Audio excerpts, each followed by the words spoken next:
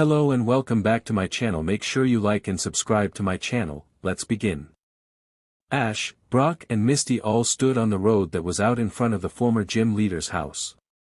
Gathered before the three newly minted traveling companions were Brock's entire family, all gathered to tell them goodbye as they prepared to hit the road for their first mile marker, Empty Moon. After reuniting Flint with his family the day before, Ash and Misty had been invited to stay with them at their home. Given that they had nowhere else to stay than at the Pokémon Center, they took the offer and settled down for the night at the Stone residence. After Ash and Brock had their Pokémon healed up at the Pokémon Center, of course. Over the course of the evening and early into the night, the two of them had spent time getting to know Brock, his siblings and Flint better.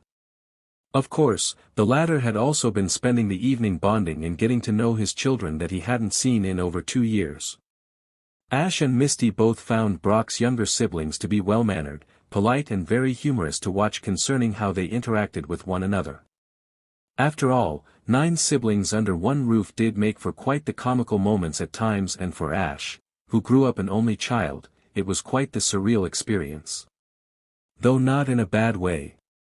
Since Brock was going to be leaving with them the next day, he divided his time between getting all of his traveling supplies together and also showing his father everything he would need to do to take over the care of his siblings. Surprisingly, during their conversations together, Ash discovered that Brock knew how to do pretty much all of the things that he himself knew how to do. The older boy was an accomplished cook, he made his own Pokémon food, which upon trying Pikachu loved, and he could sew, stitch, administer first aid and do a multitude of other traveling-related things quite well. Of course, another thing Brock and Flint discussed was what would be done after the former left, specifically about the gym. It was decided that Flint would contact the league the very next day and immediately start setting events in motion that would see to him being appointed as the new gym leader. However, in the interim, it was likely that a substitute leader would be sent out by the league to temporarily run the pewter gym since it was one of the main 8 of Kanto. Regardless, it had been a good night for all of them and it set the stage well for the parting that was soon to come. Specifically as Brock went up and hugged each of his little brothers and sisters before going to his younger brother Forrest, whom was the second eldest of the siblings. He smiled down at the boy and put a hand on his shoulder. "Well, Forrest, it looks like you're going to be the oldest now. Help Dad look after the others and try not to get caught peeping in the girls' locker room at school, okay?" The older boy said the last part in a whisper with a sneaky, perverted grin, showing a formerly unknown lecherous side of himself, to which Forrest just snickered and whispered back. "Don't worry, big brother, I will. And you know me, I never get caught." Brock shared a mischievous giggle with his brother and then gave him one last pat on the shoulder before standing up. He then turned to his father and smiled, the two of them having bonded more the previous evening after talking for so long. "Well, Dad, I guess this is it. While I did have my doubts originally yesterday about all of this, I'm still glad that you came back to do what was right by our family. I do appreciate that you came back and gave me the chance to finally have this opportunity. It means a lot." Flint walked up and placed a hand on his son's shoulder. "You don't have to thank me, Brock. If anything, I should be thanking you. You're giving me the chance to finally get to know my own children and be a real father to them. That means more to me than I can ever say. You go on and follow your dream and don't you worry about us, we'll be just fine here. I won't let you down, son." Brock nodded to his father's words and then went over to stand beside his new friends. Ash, however, smiled at the older man with Pikachu perched atop his shoulder. "Flint, I just wanted to say thank you again for helping me and Pikachu and for having so much faith in us. I really appreciate everything." The squinty-eyed adult put his hands on his hips. "I was more than happy to help you, Ash. I may never have made it as a Pokémon trainer myself, but I know what it takes to make a great one, and Ash, you have the potential to become one of them. You and your Pokémon share a strong bond, and as long as you never forsake it, then there is no limit to just how far you can go. I believe in your abilities, and not to mention Dash." He looked toward Brock and Misty and smiled before turning his gaze back to Ash. "You have 2 great companions to help you along on your journey, and I'm fortunate enough to call one of them my son. But above all, Thank you Ash for everything you did to help me reconnect with my family. Flint nodded at the orange-haired girl as well. Both of you. I'll never be able to thank either of you enough. Ash and Misty both nodded modestly at his words of praise and gratitude, and then, with all their farewells finally said, they turned to begin heading down the road. As they went, the three of them, plus Pikachu, gave one last wave and call of parting to the Stone family, all of whom waved back as Brock's siblings yelled after him. "Bye big brother. We love you." And with that cheerful send-off, the three new traveling companions officially began their journey into the vast mysteries of the big, wide world awaiting them. The trio of youthful young trainers could be seen walking down the road headed toward their first destination, Empty Moon. Ash was staring at the path ahead intently, anxiously excited for anything that might end up happening as the day wore on. Pikachu was asleep on his trainer's backpack, exhausted from that morning's extremely intense training session at the Stone House. Misty was looking at the nearby river they were passing, trying to spot any potential water-type Pokémon, and Brock was studying over the map, making sure they were going in the right direction. Ash had told the older boy that they would never get lost with his transceiver, but the former gym leader was adamant about using a map. He said that he wanted to make sure they were always taking the best routes possible, and he believed maps were the best fit for the job. Ash didn't argue because he knew that if and when they did get lost and the teenager's map failed, they would still have his high-tech device to fall back on. "So Brock, since your dad still has to get certified and depending on how long the pewter gym has to stay shut down before the league sends someone out to be the interim leader, are there any other rock-type gyms in the region?" The brown-haired boy put a hand to his chin and looked up from his map before answering his companion's question. "Well, I know there are a lot more official gyms in Kanto other than the main 8, but I'm not sure if there are any more rock-type ones or not." "Why do you ask?" Ash shrugged. "Just curious. Professor Oak told me there are more gyms here in our region than any other, but he didn't go into specifics about each one. I'd actually like to challenge and defeat every gym in Kanto before the Indigo League comes around again." The older boy looked at him. "Really? That's a pretty lofty goal, you know. I can't say I've ever heard of anyone doing that before." The boy with the Z-marked cheeks gave a small grin. "Yeah, well, I really want to get me and whatever other Pokemon I end up catching a lot of experience before the conference, so why not?" The oldest son of Flint nodded in agreement at the sound suggestion just as Misty looked over at them and asked, "So what's our first destination?" Brock pointed at the towering mountain range in front of them. "Well, our first destination will be getting through Empty Moon. After that, the closest place to us is Cerulean City." Misty visibly went tense at the mention of the aforementioned city and then smiled like she was hiding a secret, sweating nervously all the while.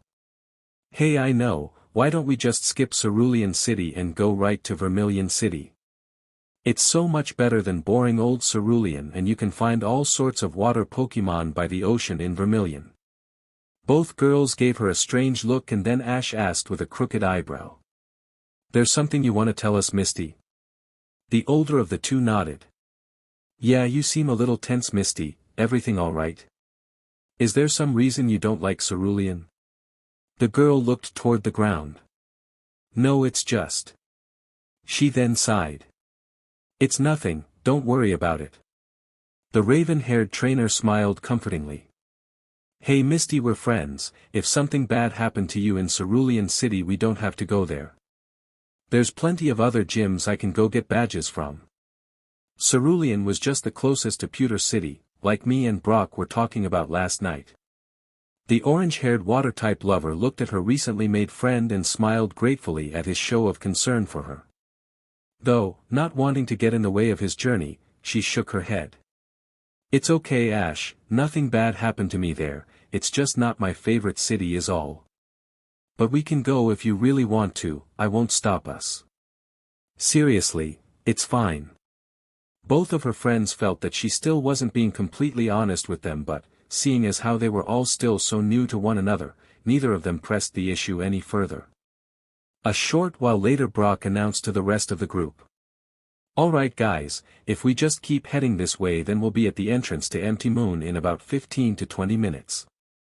Ash nodded and decided it was time for a break. Cool, Brock. Everybody, let's take a rest before we tackle that mountain. Feed the Pokémon some lunch and get a little ourselves too while we're at it. The other two nodded in agreement, and then, after finding a nice little place by the road to take a break, they all let out their Pokémon. Misty released her Staryu, Starmie and Goldeen down by the nearby river so they could cool off from the hot summer sun. Meanwhile, Brock's Onix and Graveler simply lounged around near the temporary campsite that their trainers soon set up for lunch time. However, when Ash released his Pokémon, they came out in markedly different way. Each one of them appeared in front of their trainer looking disciplined and at instant attention. Seeing this, he immediately gave the commands. Alright everybody, lunch time will be in about 15 minutes, so I want all of you to train until then. Get moving, guys. All of his Pokémon called out in the affirmative and then allowed Ash to place their training weights on them before getting to work. He himself decided that for his workout he would train with Mankey for a while, thus, he stretched out a bit and then, afterward, he started to spar with his Pokémon just like he used to do with his old fighting-type coaches. Brock looked over from the stew and poke food he was preparing and watched Ash and all of his Pokémon train with vigorous intensity. To his mind, it was no wonder he never stood a chance against the younger boy.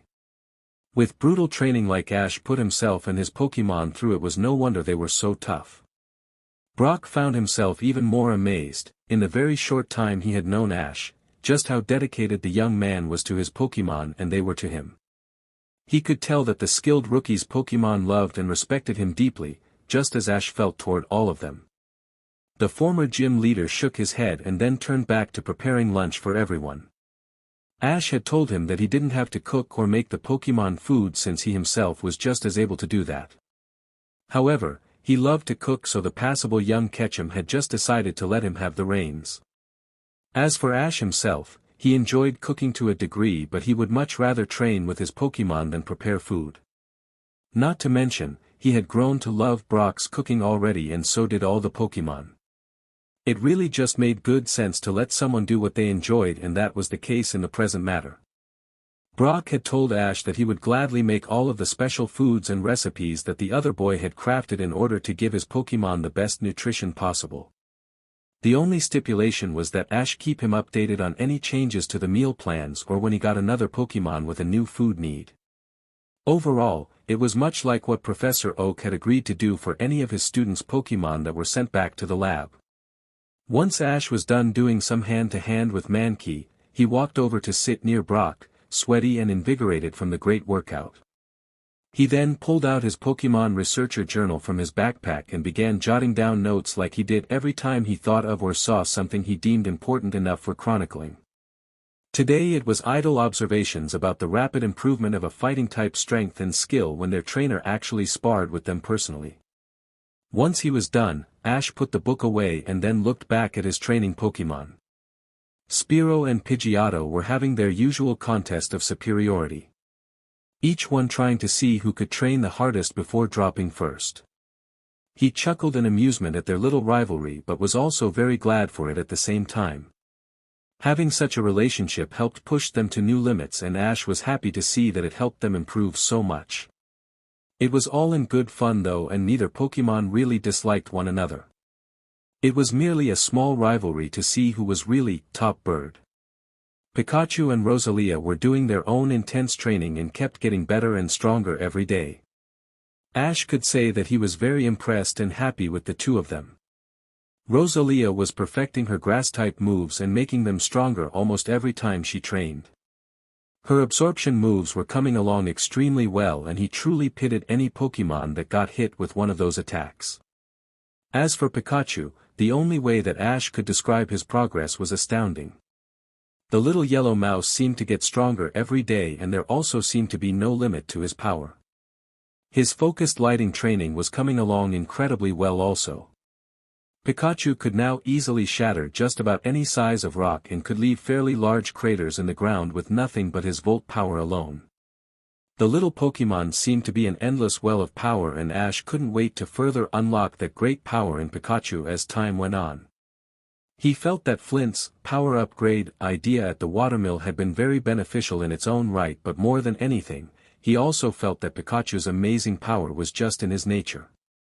Ash then turned his attention to his two bug-type Pokémon, Caterpie and Weedle, who were currently engaged in a fierce sparring session with each other.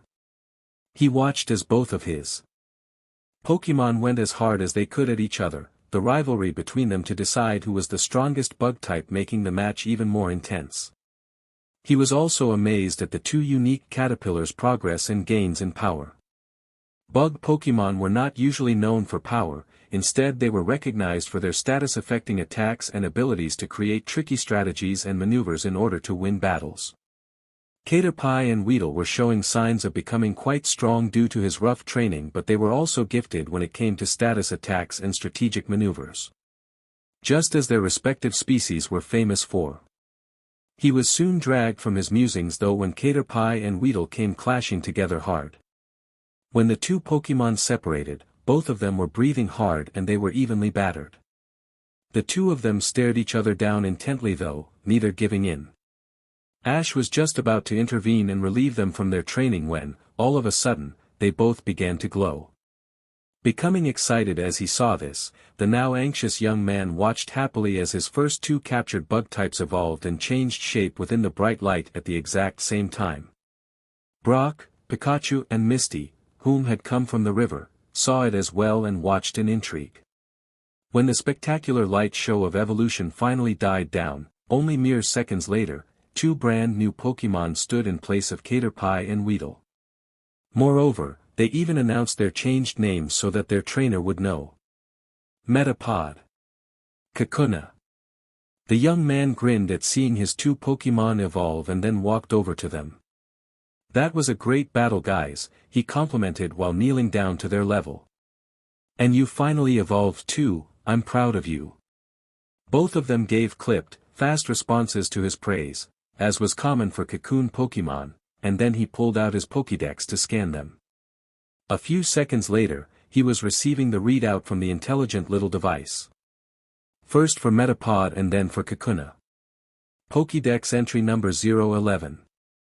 Metapod, the Cocoon Pokémon. It is waiting for the moment to evolve. At this stage, it can only harden, so it remains motionless to avoid attack. Even though it is encased in a sturdy shell, the body inside is tender. It can't withstand a harsh attack. This Metapod has the ability, Shed Skin. This Pokémon knows the moves, Tackle, String Shot, Bug Bite and Harden. Pokédex entry number 014. Kakuna, the Cocoon Pokémon. Kakuna remains virtually immobile as it clings to a tree. However, on the inside, it is extremely busy as it prepares for its coming evolution. This is evident from how hot the shell becomes to the touch. Able to move only slightly. When endangered, it may stick out its stinger and poison its enemy. This Kakuna has the ability, Shed Skin. This Pokémon knows the moves, Poison Sting, String Shot, Bug Bite and Harden. Ash put his Pokédex away and then spoke again to his Pokémon. Wow guys, I really am so proud of you. Keep this up and I'm sure you'll evolve into your final evolution soon. Kakuna and Metapod both eye-smiled at their trainer's praise and Ash then had his newly evolved Pokémon stop their training. Afterward he called for the others to finish up as well and then, once they all came in and had a chance to congratulate their two teammates for evolving, they prepared to eat lunch. Which Brock had just finished, for themselves and for the Pokémon, and was now serving. He and Misty also soon called their own Pokémon in to eat and then, once that was taken care of, the three young trainers sat down themselves to enjoy their own lunch. While they ate, Brock asked Ash a question that had been nagging at him for a short time. Hey Ash, can I ask you something? Yeah sure. The boy replied as he spooned a little stew into his mouth. I was just wondering something, the squinty-eyed gym leader began. And you don't have to answer if this is too personal or anything, but, how do you have the money to buy all the Pokémon supplies, food, medical items and other things you need to have as a traveling trainer? He pointed his spoon at the younger boy.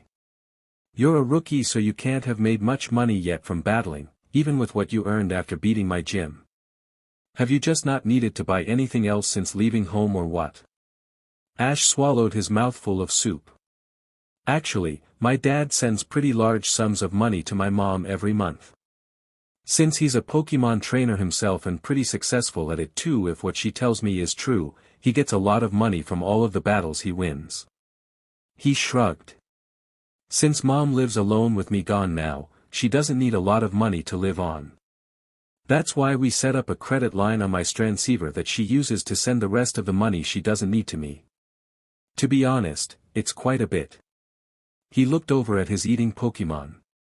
And since the only things I ever buy are supplies for the road, like food for me and my Pokemon, medical items, and Pokeball, I pretty much always have plenty of money to cover everything. Once we get to Cerulean, I'll stock up again at the local Poke Mart and then be good to go again for a while. Brock nodded in understanding, once more impressed by with the other boys' preparedness for life on the road. Sounds like a plan, Ash, and you seem to have a good thing going there. The other boy smiled. Honestly, once I get more established in my own career as a trainer, I'll hopefully end up making more than enough money to support me and my Pokemon. Then, Mom won't even need to send money to me anymore, so she can just keep the extra for herself. Brock nodded again, and then they all went back to finishing their lunch with pleasant small talk being made amongst them. After lunch was over, they all returned their Pokemon and then set out again for Empty Moon. 15 minutes of walking later, the three friends found themselves standing in the shadow of the towering mountain itself. As they continued walking toward the entrance to one of the most famous landmarks in Kanto, a loud cry of what sounded like distress suddenly reached their ears. Ash looked at his friends and then quickly motioned for them to follow him as he took off, running toward the source of the sound. They all ran as fast as they could until they finally came upon the source of the disturbance. A man was crouching down just outside of the entrance of Empty Moon, hands over his head, whilst he yelled in terror. A flock of Zubat was swarming over the man's head as they tried to attack him. Ash and Brock immediately acted. The former had Pikachu jump down from his shoulder while the latter sent out Graveler from its Pokeball to scare off the Bat Pokemon. With a well-placed Thunderbolt and an accurately executed Rock Throw, all of the Zubat were swiftly dispersed and flew hurriedly back into the mountain. All of them except for one, that is, which had been struck by a large rock Graveler had tossed and was knocked to the ground unconscious. Brock, seeing as how the danger was now past, took advantage of the situation and, as any good trainer or even prospective breeder would, he quickly grabbed a Pokeball from one of his vest pockets, enlarged it and threw the spherical device at the small bat. After hitting its target, the ball dropped to the ground and rolled a few times before it stopped and sent out a star burst, signifying a successful capture. Brock walked over and picked the Pokeball up, which now contained his newest Pokemon, smiling to himself in the process. Ash came by with Misty in tow and patted the older boy on the shoulder, congratulating him on his capture, and then went to check on the man who had been attacked. The stranger in question, whom had now risen from his crouched position, suddenly lunged at the trio of friends and began shaking each of their hands rapidly. "Oh, thank you. Thank you. Thank you so much. I was certain that was going to be the end for me when who should appear but a group of brave young Pokemon trainers. Thank you again so very much." Ash just shared a look with Brock, Misty, and even Pikachu before looking back at the man. "It was really no big deal, mister. Honestly." The odd individual stepped back with a serious expression on his face, and it was only then that they got to get a good look at him. It was apparent he was some type of researcher or scientist by the way he was dressed, since he was wearing a long white lab coat, which was buttoned up close to the neck. There, with 2 or 3 buttons undone, it could be seen that he was also wearing a light blue undershirt beneath the coat. On his lower half he had on dark red briefs, and covering his feet were what looked to be very uncomfortable looking, black RBB boots. The man was wearing big round glasses, which made his already buggy dark eyes seem even wilder, and he had messy brown hair. He also kept scraggly whiskers all over his face that made him seem in dire need of a shave. "Of course it is," the man said passionately with raised finger. "If you and your friends hadn't saved me, who knows what could have happened." Oh, and where are my manners? I haven't introduced myself. My name is Seymour, Seymour the scientist. I originally studied for years at the Pewter City Space and Fossil Museum. Ash and his friends introduced themselves, one after the other, and then the messy-haired boy asked. So what do you study, Seymour? And what are you doing here at Empty Moon? That's a pretty long ways off from the museum in Pewter City. We passed it on our way out earlier this morning.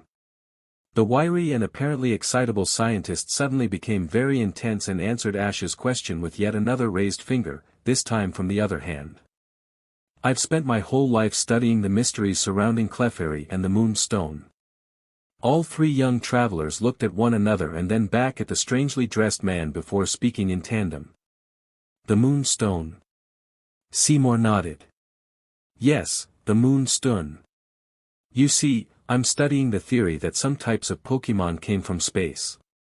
The Moonstone is supposedly a giant meteorite that fell from space and crash-landed somewhere inside of this mountain long ago. I believe that the Clefairy who live here in Empty Moon came to this planet on the Moonstone, and that is why I am here, to prove my hypothesis correct. Ash and his friends appeared to be in amazement at his wild idea, but instead of commenting on that, the messy-haired boy focused on another point of interest. But that doesn't explain why you were being attacked by those Zubat, he began in question. They usually fly away from danger, what did you do to provoke them? Seymour grew somber. It wasn't me that provoked them. All of the Pokémon inside of Empty Moon have been acting very odd lately and also somewhat aggressive. I don't know what is causing their unpleasant behavior, but when I was inside the mountain trying to find the source of the problem, that flock of Zubat attacked me. Ash looked at his friends and then at Pikachu, whom all nodded at his unspoken question. He then turned back to the man and smiled. We'll help you find the cause of the Pokémon's distress, Seymour. The formerly morose-looking scientist looked up so fast it appeared as though he might sustain whiplash. Really? You will? The boy nodded and clenched his fist. Of course. If Pokémon are in danger or in any kind of distress, then I'm not gonna stand by and do nothing. Me neither. Misty agreed. Count me in too. Brock chorused. Pika. Pikachu chirped cutely with raised paws. Seymour looked at each of them with shining eyes and then began crying rivers of tears as he bowed as low as he could. Thank you so much, my friends. Thank you, thank you, thank you. Ash and the others just sweat dropped at the man's over-emotional nature but politely smiled regardless and then followed Seymour in through the cavernous entrance to Empty Moon. As they walked down the tunnel leading them through the vast and complex cave system of the mountain, Ash noticed several lights strung up from the walls and ceiling that seemed to be causing many of the nearby Pokémon around them to act very agitated. From Paras to Sandshrew, every single one of them appeared to be on edge. Hey Seymour, what's with all of the lights strung up everywhere? Ash asked curiously. It's a cave, so it's supposed to be dark, right? The zany scientist looked back at the group following him. Whoever is messing around here in the mountain are the ones responsible for all of these lights and, most likely, everything else. As you can see, the Pokémon who live here are not used to the light, so it is bothering them. I believe this is one cause of potentially others that is affecting their behavior. Misty frowned and then angrily exclaimed, that's terrible. These poor Pokémon are all suffering because of someone else's carelessness. Seymour sadly nodded. Yes, it is terrible, I just hope we can stop it somehow. They soon came to a fork in the tunnel and Seymour turned to face them. The left path is the main one and will eventually take you out of Empty Moon. I was attacked by the Zubat down the right path there. He pointed to the way on the right, which was also lit up with lights. I do not understand what is going on down there though. I have spent years here in Empty Moon looking for Clefairy and the Moonstone, and that path simply leads down a bunch of winding twists and turns until it hits a dead-end room with solid rock walls on all sides. He put a hand to his chin. I suspect that the diggers who made these tunnels down here for people to travel through many years ago were originally going to make the road through the mountain follow the tunnel on the right. However, They eventually must have abandoned that intention after seeing that they couldn't get through the solid rock walls in the last room with the equipment available to them at the time. So, they apparently opted instead to make the road continue down the left tunnel. Seymour paused for a moment and scratched his head before continuing. The strangest thing is though, out of all of the years I've searched down here, I have only ever seen Clefairy a handful of times. On each occasion I tried to follow them, hoping that they would lead me to the Moonstone. He pointed to the left passage and then the right. Never have I seen them go down the path on the left, it has always been the one on the right. Every time I followed them down that path however, I always ending up losing them. And somehow, I always do so at the same spot, right at that same dead end. I just don't get it. Seymour scratched his head vigorously as Ash stepped in front of him to stare down the passage in question. He then looked back at his friends. Well guys, we don't have any other options than to go down the right tunnel and see if we can find the source of all of this trouble there somehow. The wacky researcher stopped his frantic scratching and looked at the boy. Well, I don't see what it will accomplish, but we can try it. Misty and Brock both agreed and they all began traveling down the chosen route of interest. They had not been walking very long though before Seymour stopped them and then looked pleading. Just in case we do happen to see a Clefairy down here, can I please ask you not to try catching it? I know it is a lot to ask considering that you are all Pokemon trainers, but with everything going on down here, I simply do not want to upset the Pokemon any further. Are you three okay with that? I am very sorry. Ash waved his hand and shook his head. Don't worry Seymour, everything is fine. We understand, don't we guys? He looked back at his friends at that and they both nodded in agreement. Of course Seymour, you don't have to worry about us. Brock spoke reassuringly. Yeah, we totally understand and we wouldn't want to disturb the Pokemon any more than they already are, Misty agreed kindly. The relieved-looking scientist smiled and bowed again. Thank you all so much. Ash though merely waved his hand. No problem Seymour. Now let's go. The older man nodded and then started leading the way down the path again. They hadn't made it very far however before they all suddenly heard a sound. Hey guys, stop for a minute. Ash stopped and held his hand out as they all came to a halt and then listened intently. Finally, after several long moments, they faintly started to hear, Clef. Clef. Cleffa.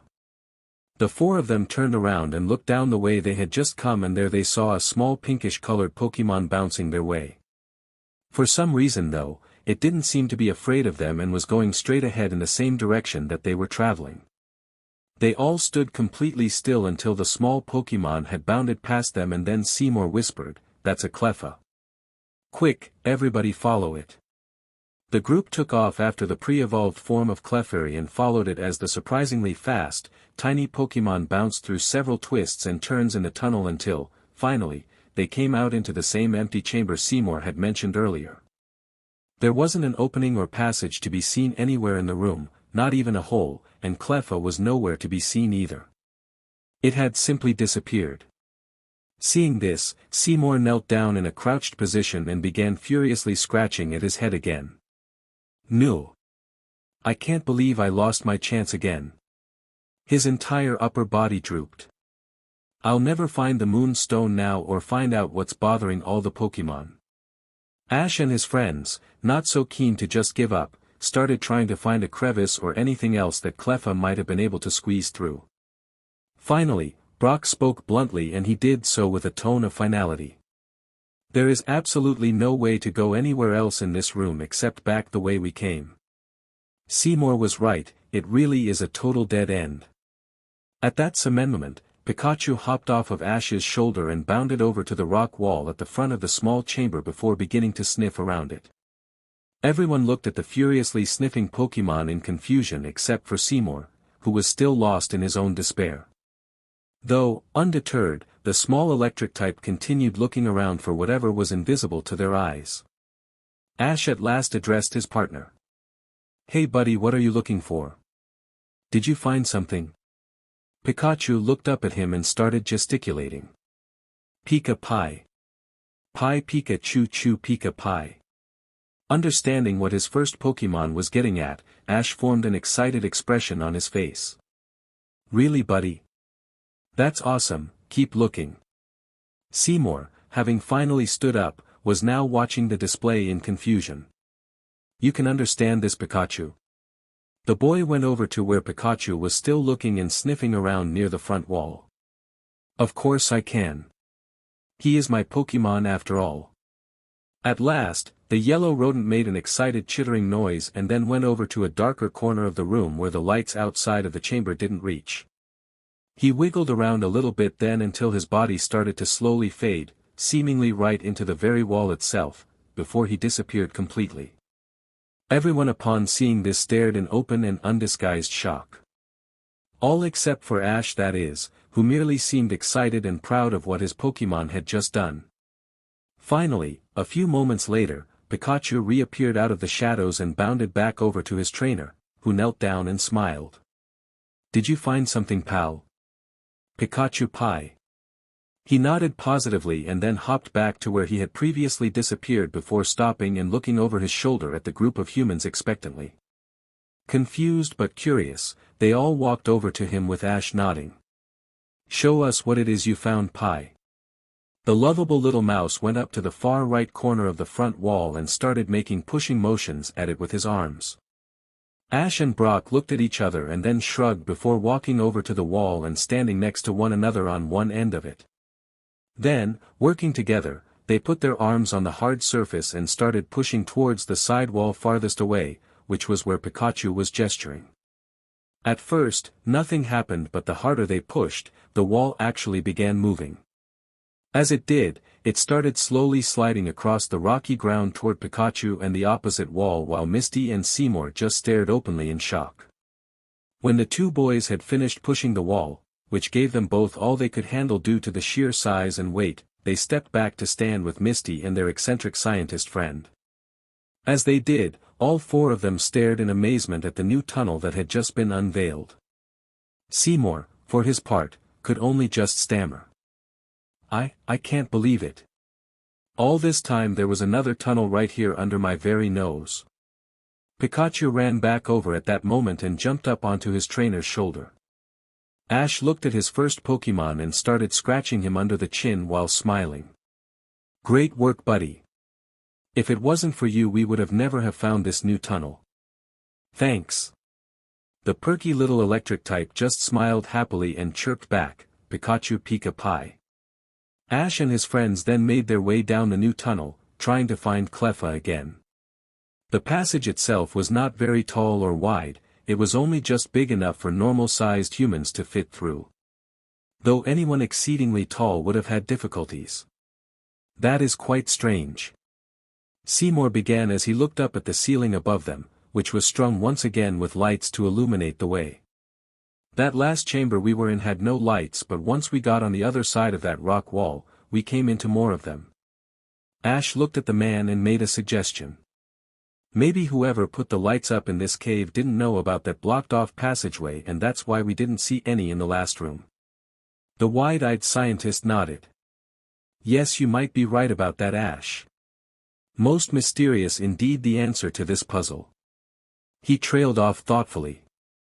A short time, as well as many twists and turns down the passage later, Ash and the group came out into a small open cavern that had many different paths branching off in different directions. But what caught their attention the most was Cleffa. The small Pokémon in question was hunkered down in a nearby corner at the very front of the chamber while two men dressed in black uniforms stood menacingly over it.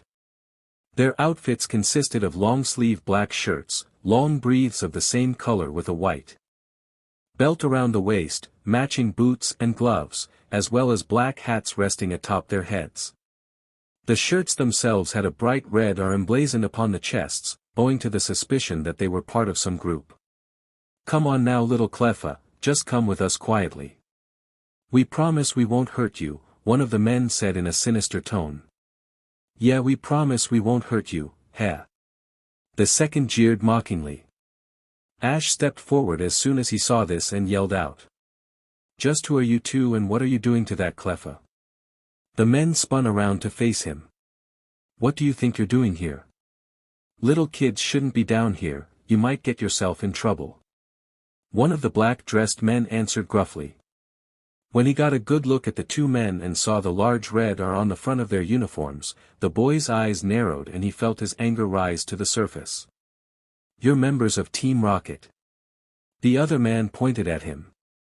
That's right, kid, and you're getting your nose into places it doesn't belong. I don't know how you and your little friends made it down here to this part of the mountain, but I suggest you just turn around and go back where you came from before things get ugly. The young man boldly stepped forward, but Misty grabbed his shoulder. Ash, be careful. He looked over his shoulder and smiled at her. Don't worry, Misty, I'll be fine. Someone needs to help Cleffa, and now that we know Team Rocket are the ones behind all of this, I'm going to stop them. Whatever they're planning down here, it won't succeed if I have anything to say about it. His words were spoken with such seriousness and confidence that she finally just nodded and then stepped back. Ash, make sure you know what you're getting yourself into here, Brock cautioned. I've heard rumors about these guys and they aren't to be played around with. You could really be getting yourself into trouble if you aren't careful. He looked back at his friend and nodded. I know, Brock, but I have to do this. Team Rocket may not have a lot known about them, but I do know they hurt people and Pokémon. For me, that's all I need to know. I won't let them hurt the Pokémon here in this mountain. These guys are going home empty-handed today. The older man, and Seymour as well, were both impressed by the messy-haired trainer's bravery, and the former just nodded. Then I'm right behind you if you need backup. Ash smiled in reply and then looked back at the two criminals while narrowing his eyes and speaking over his shoulder. Seymour, stay out of this. The mildly unhinged scientist quickly nodded and then gulped in fear, showing he understood, while the two Rockets looked at each other and laughed. They looked at Ash after that and the one smirked. All right, boy, you want to mess with us? We'll show you just how foolish it is to get involved with Team Rocket. With that said, the men pulled two Pokeball from their belts and tossed them into the air. From both spherical devices came bursting forth a Raticate and a Coughing, the former of which chattered fiercely while the latter expelled a burst of smoke from its cratered body. Ash observed the two Pokémon in front of him intensely for several moments and then drew his own pair of Pokeball from his belt. Go Metapod and Kakuna. Let's show Team Rocket what we can do. The two Cocoon Pokémon appeared from their ball in a flash of light and both appeared determined and ready for battle. Metapod. Kaku. The two grunts took one look at his Pokémon and then busted out laughing. You think those two weaklings can possibly beat us? One of them gasped between guffaws. They won't last 5 minutes. The other mocked. Ash glared at the two men. Well, if you're so confident, then come get us. The two grunts laughed again and then commanded their Pokémon, one following the other. Coughing use Sludge Attack. Raticate use Hyper Fawn. Ash, though, only smirked. Alright, you two use Max Harden. Metapod and Kakuna both glowed green and brown respectively just before the attacks hit. Sludge struck Metapod and Raticate clamped down onto Kakuna with Hyper Fawn. After the initial assaults were finished, both of Ash's Pokémon were shown to be fine, not so much as a scratch on them. Without being commanded, Kakuna showed amazing agility for his confined state and flipped backward, smacking Raticate underneath the chin with the butt of his cocoon. This action succeeded in unlatching Raticate's fangs from his body and sent the rodent flying back through the air. The grunts both stared in shock, with one of them blinking widely. How? That's not possible. The other one denied vehemently. Those attacks should have worked on such weak Pokémon. Ash didn't give them time to think. Metapod, use Tackle as hard as you can and then Bug Bite. Kakuna, Poison Sting into the same. The intense young man then watched closely as his Pokémon executed their orders swiftly. Metapod sent himself hurtling through the air at Coughing with speed not common for its species and slammed into the poison type. Immediately, the green cocoon's mouth area glowed just before he bit down on his opponent with two silver energy spikes that took the form of teeth. Kakuna, from his own mouth area, sent a volley of glowing poisonous needles at Raticate, which struck their target dead on. As the evolved form of Rattata went stumbling back, Ash's Pokémon made a big leap using the strength he had been building inside of the cocoon. Then, like Metapod, he bit down painfully on Raticate's furry skin using the same move as his fellow bug type. Simultaneously, the two mid-stage Pokémon detached from their targets and flipped around in midair. The rotation and force of the spin caused their hard bottom ends to slam down onto their opponents' heads, which also succeeded in pile-driving both rocket Pokémon straight into the ground. When the action settled, Raticate and Coughing were seen laying unconscious on the cavern floor. Ash then looked at the two dumbfounded grunts and narrowed his eyes. "What were you saying about my Pokémon not lasting 5 minutes? I don't think your own lasted 2. As soon as he said this, both Metapod and Kakuna started to glow, signaling an impending evolution.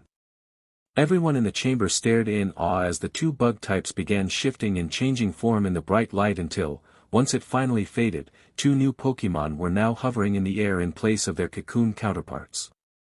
As if to announce their newly evolved identities, both winged insects flitted and buzzed about the immediate airspace, testing out their new flight capabilities. And as all eyes watched them, they took advantage of their moment of notoriety to call out together. "BZZZZ! Free!" Seeing his newly evolved Pokémon, whom had done so twice in one day, he grinned and pulled out his Pokédex. With the two rockets defeated and still reeling from their loss, he knew he had time to scan them quickly. Pokédex entry number 012. Butterfree, the butterfly Pokémon. In battle, it flaps its wings at great speed to release highly toxic dust into the air. It collects honey every day and rubs it onto the hairs on its legs to carry it back to its nest. This Butterfree has the abilities, Compound Eyes and Tinted Lens. This Pokémon knows the moves, Tackle, Harden, String Shot, Bug Bite, Confusion, Poison Powder, Stun Spore, Sleep Powder, Gust, Supersonic and Whirlwind. Pokédex entry number 015. Beedrill, the Poison Bee Pokémon. Beedrill is extremely territorial. No one should ever approach its nest, this is for their own safety. If angered, they will attack in a furious swarm. It has 3 poisonous stingers on its forelegs and its tail. They are used to jab its enemy repeatedly. This Beedrill has the abilities, Swarm and Sniper.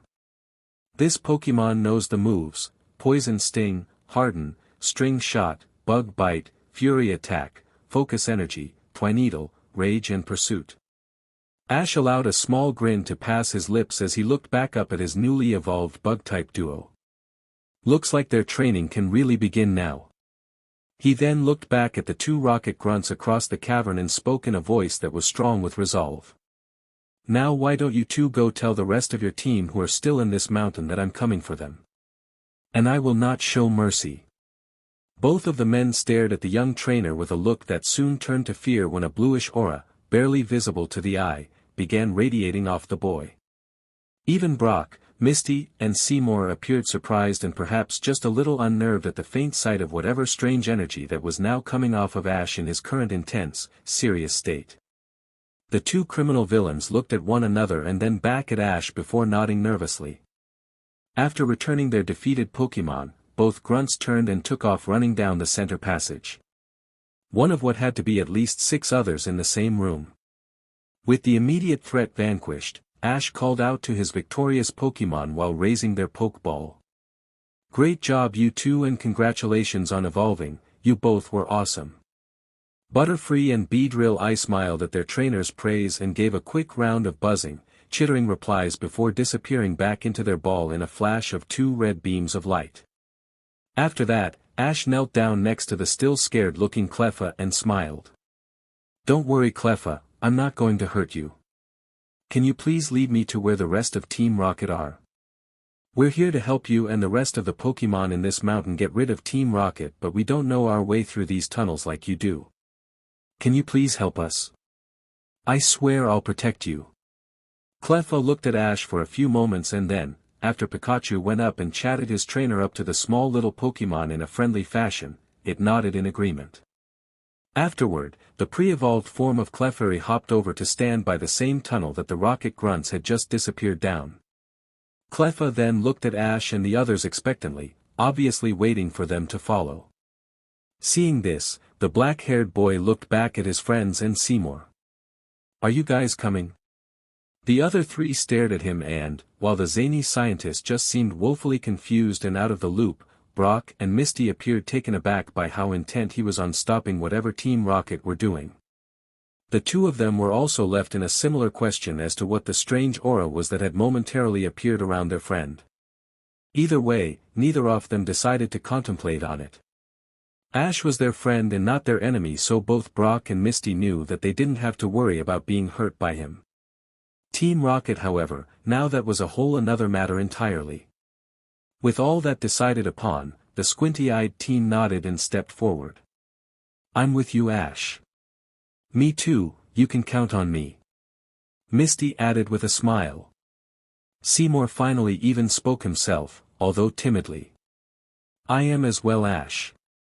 If the Pokémon that live here and the Moonstone itself maybe are really in danger from Team Rocket, then I want to do whatever I can to help."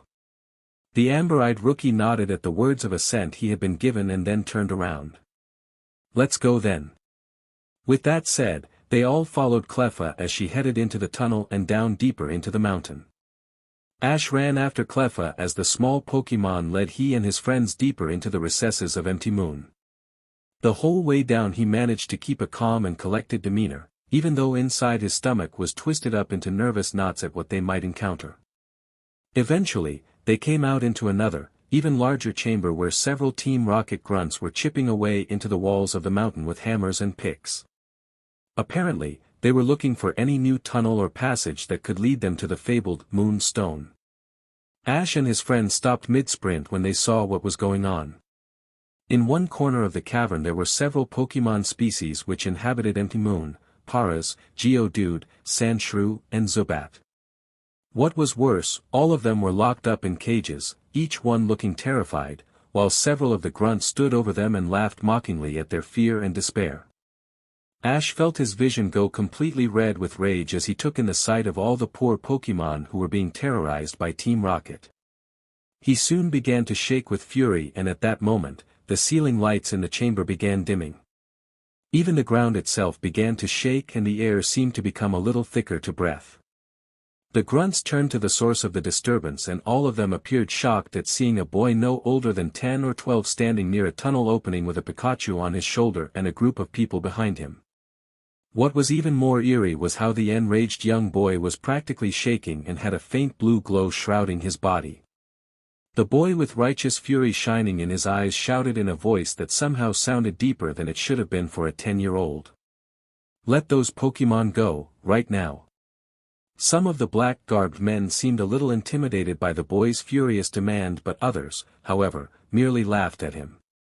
"You want to play with us, little boy?" One of them jeered. "Bring it on." Another taunted with a belittling sneer. All of the grunts who were not too scared to move drew Pokeball out from the belts on their sides and then threw them all at once. Out of them came several Rattata, Raticate, Zubat, Ekans, Coughing, and even a Grimer. Ash looked at their assembled opponents without blinking an eye and then down at Pikachu. "Alright Pi, you're up. Don't show any mercy." At that command, the small but powerful electric type bounded forward, facing his opponents with confidence and unquenchable determination on his otherwise cute face. Pika. Brock and Misty came up to stand beside their friend, also drawing their own Pokeball. However, he just held his hand out to stop them. "What are you doing, Ash?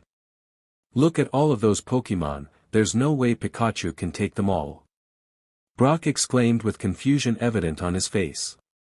"Yeah, Ash, let us help," Misty begged pleadingly. He only shook his head. "No, I don't need any help taking out these guys. I feel bad for their Pokémon needing to serve trainers like that, but I won't let them hurt any more Pokémon here in this mountain or get to the Clefairy and their Moonstone. Pikachu is more than capable of taking them out. No offense, but you would only get in the way, guys, I'm sorry."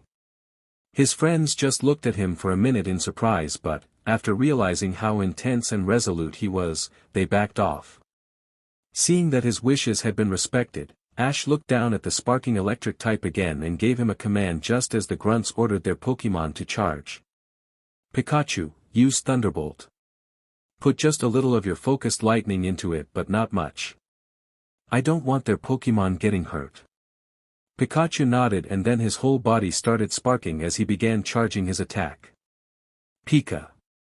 The charging group of Pokémon got closer. Pika. By that point, his whole body was encased in a bright yellow glow and the stampeding Pokémon were almost upon him. Seeing the danger, Misty yelled. Ash, what are you waiting for? The young man, for his part, stayed completely still until the incoming group of enemies were right on top of them. Knowing the time had come, he waved his hand out to the side and shouted. Now Pikachu. With the order given, Ash's first Pokémon reared up on his hind legs and then slammed back down onto all fours while releasing the aforementioned attack with a loud yell of, Pika. Choo! A massive, powerful bolt of thunder suddenly lit up the whole room as the lightning blast zipped across the cavern at light speed and struck the charging Pokémon, effectively halting them in their tracks. Now trapped in the bolt of inescapable electricity, they all cried out in pain for several seconds until it finally exploded and rocked the entire chamber. When the smoky haze that had been kicked up from the blast eventually cleared, all of the grunts' Pokémon were now unconscious and laying in a scattered heap from the overwhelming thunderbolt. The men took one look at their Pokémon and then back at Ash and Pikachu with true fear now in their eyes. In haste, they all returned their Pokémon and then slowly stepped back. Everybody get out of here. We need to alert Commander Zetsen. One ordered in a panicked tone. The rest of the grunts all turned away at the order and then took off running down the tunnel farthest to the right. Without a moment to spare, Ash looked back at his friends. Quick guys, let's get all these Pokémon out of their cages and follow those rockets. Brock, Misty, and Seymour hurriedly ran over and joined him in trying to open up the cages. They pulled at the locks for a few moments but, not making any headway, the squinty-eyed teen stepped back and pulled out a Pokeball. Hang on guys, I have an idea. Graveler, we need your help, smash open these cages. Having instructed his Pokémon on what they needed, Brock released Graveler and then watched with everyone else while the stocky rock-type set to work carefully smashing the cages open. Once he was done and had succeeded in the assigned task, all of the many Pokémon who were previously trapped came bolting out of the now smashed cages and took off in fright down multiple different tunnels. Smiling, Ash stood up. Thanks Brock, great idea. He then looked amongst all of them together and nodded. Come on guys, let's go. We need to find the Moonstone before Team Rocket does. Right. They answered before he turned to Cleffa. Cleffa, you keep leading the way. The small little Pokémon nodded and then took off bouncing down the same tunnel that the rocket grunts had just fled through. Ash and the others followed after the earliest form of Clefable, knowing time was of the utmost essence. In an expansively large, cavernous room deep within the mountain, several Team Rocket grunts were busy slaving away on the walls of the wide, circular chamber as they attempted to find the one, all-important passage that would lead them to the Moonstone and to the Clefairy. In one section of the large cavern were several cages filled with Pokémon that lived in and around Empty Moon. All of them appeared scared and weak from being mistreated and had an expression of utter hopelessness in their eyes. In another corner of the cave there was a large black drill with a big red R on its side that was poised to drill through any of the solid rock walls at the drop of a hat. In the center of the chamber, gathered around a large table that held blueprints, important schematics, mappings of Empty Moon and a high-tech looking computer, two men could be seen. The first was rather tall and had silver hair that was slicked down on the sides but spiked straight up on the top. He had eyes matching the color of his hair and his face was rather sharp and angular. He wore a Team Rocket outfit that consisted of black knee-high boots, black cotton briefs tucked into the boots with a black belt wrapped around his waist, as well as a long-sleeved black shirt that almost looked like a poncho of sorts. Mostly because it was loose and freely fell around his torso with a big red R printed on the chest. He also wore white gloves that reached up to his elbows, and since his poncho had a slight split up the middle of it, one could see that he was wearing a black undershirt too. The second man was much older and had wild white hair that stuck out in all directions. He also donned a neatly trimmed, yet puffy mustache on his upper lip, which was slightly curled on the ends. His face was slack and weathered looking, showing his age, and he wore a glass monocle over his left eye. The old man's outfit consisted of a white lab coat that was mostly buttoned up, save for a few at the very top that showed he was wearing a purple shirt under the coat. He also wore tan breaths and black shoes on his feet. The two men were surrounded on all sides of the table by grunts, and the younger of the duo spoke to the older man, his voice being smooth and almost lazy. "Dr. Zager, how much longer until we find that accursed rock? It's damp in this mountain and I want nothing more than to be done with this wretched mission so we can get out of here. The moisture isn't good for my hair." The older man snapped in somewhat higher pitched and gravelly voice. "Stop your incessant complaining, Zetsen. You cannot rush genius, and that is exactly what I am doing here. It is not easy trying to find a fabled space rock that has been lying hidden in this mountain for hundreds, if not thousands of years." The wild-haired scientist looked over the complex data on his monitor. "The Clefairy have done a surprisingly excellent job in hiding the meteorite for all of these years. Admittedly impressive considering they are simply a bunch of unintelligent Pokémon. There are many tunnels and many weak structural points in the rock that make up this mountain, which could possibly lead to even more hidden passages. A mind less brilliant than my own could never hope to succeed in finding the meteorite's location." His eyes carefully scanned the detailed mappings of empty moon on the table below him. "It is a vast maze in this Arceus forsaken mountain. Luckily though, my unmatched intellect and unrivaled, state-of-the-art team rocket software will enable me to make short work of finding the Moonstone's location." Zager let loose a dark chuckle. "Mohahaha, it is only a matter of time until my underground satellite sensors pinpoint exactly where to find the rock by tracking the faint radiation signature it most likely still gives off. Then, once we do, those wretched Clefairy will stand no chance in stopping us."